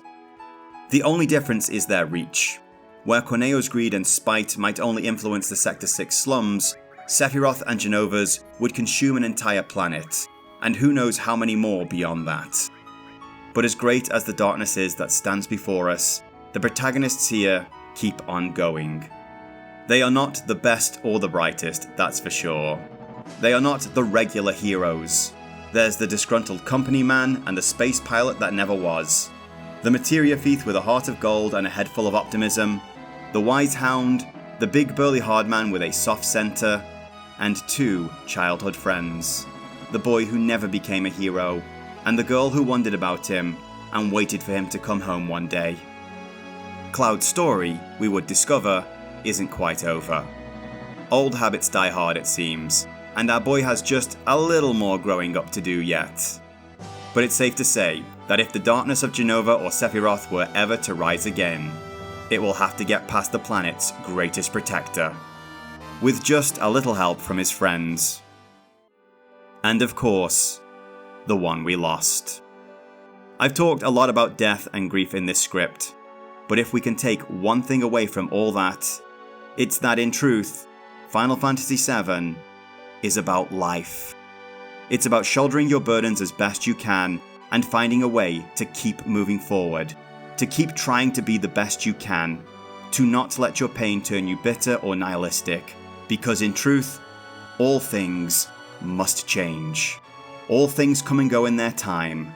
What matters isn't when or how we die. What matters is the time we have together now, so that when those we love do pass on, we can carry those moments in our hearts and remember them well. It is Monday the 21st of July 2025, and I am sitting in a Starbucks in Japan's third biggest city, Nagoya, writing this in a notebook as I enjoy my morning coffee. I've been living here for a decade now, and I'd say for the most part I've been living my best life since I moved here. It has its ups and downs. Despite 10 years, I wouldn't say I'm perfectly fluent in the language, and there are various cultural barriers that can still be frustrating at times. But I am more content now than I have ever been in my 43 years of life. I caught the travel bug in my early 20s. While many of my friends were getting horny, pairing off, and in some cases making babies, I had my eyes set on the far-off horizon and adventures. I'd sailed the world on airships with the likes of Cloud and Zidane, and been on all kinds of wild adventures in the pages of books I'd read. The internet was making it easier and easier to see the wonders that were hidden all over the world, and I had to go out there and touch that. A small town in the middle of the UK, as beautiful as some of the surrounding scenery is, just wasn't enough. So when my peers at work were buying their first cars and complaining about petrol and insurance, I was saving to go backpacking. When they were heading to Ibiza to eat English food, drink English beer, get sunburnt and try to get laid, I had my eyes set on the Rocky Mountains in Canada, and beyond that to Asia, and especially Japan. In the end, I packed and left. I spent 6 months backpacking around Canada, a relatively safe trip really, but once I'd caught the travel bug, I knew I would never be happy until I was actually living overseas and getting lost in other cultures. The road from there to here is a winding one for sure, and there are many reasons I chose Japan as my first point of call, then wound up getting settled here, but there's no denying the impact that Final Fantasy had on my disposition towards this part of the world. Now, could I have gotten from there to here without Final Fantasy? I mean, sure. Like I said, there are a lot of factors that pushed and pulled me down the paths I've travelled, so removing just one of them might not change anything at all. But the fact is, it was there at the very beginning. It was a world-spanning adventure that got me aching for something like that of my own. And what started there with that game has rippled out into my life in ways I can't even imagine. And who can even guess where it will all end? Well everyone, I had no idea this was going to go on so long. I already have videos on Final Fantasy IX and X on my channel, and I figured this would be something of a similar length overall. But the words just kept coming. There are so many points to make, so many pieces of the story to recap in order to dig down into the themes underpinning them, and so many personal experiences that I had to talk about. The script just kept getting bigger and bigger. I hope I didn't bore any of you too much with all that, but hopefully if I did, you clicked off long before reaching this part of the video. So how the hell do I top this? Well, I'm not looking to make an even longer retro RPG review, that's for sure. Still, 7, 9, and 10? That's a nice little set there, I've got to say. Seems like a missed opportunity not to complete it. Ah hell. Why not?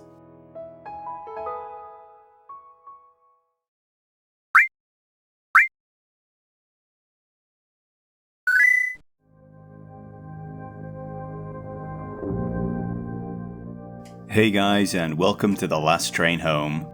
If this is your first time, this is the still scripted, but slightly more off the cuff, thank you and goodbye I put at the end of almost every video. It's about 8 AM on August 30th, over a month after I wrote that last conclusion, and the day that I'll upload this if not release it. It's also hot as hell today and expected to go up to 40 degrees, but hopefully things will start to get a little more bearable from next month on over here. If you follow my community posts, you'll know I had a few weeks holiday back in the UK to catch up with family, which was mostly a good time, but I really need to get a laptop for when I have these longer trips, or at the very least a Steam Deck. Anyway, thank you all for making it all the way here. I hope this was entertaining for you.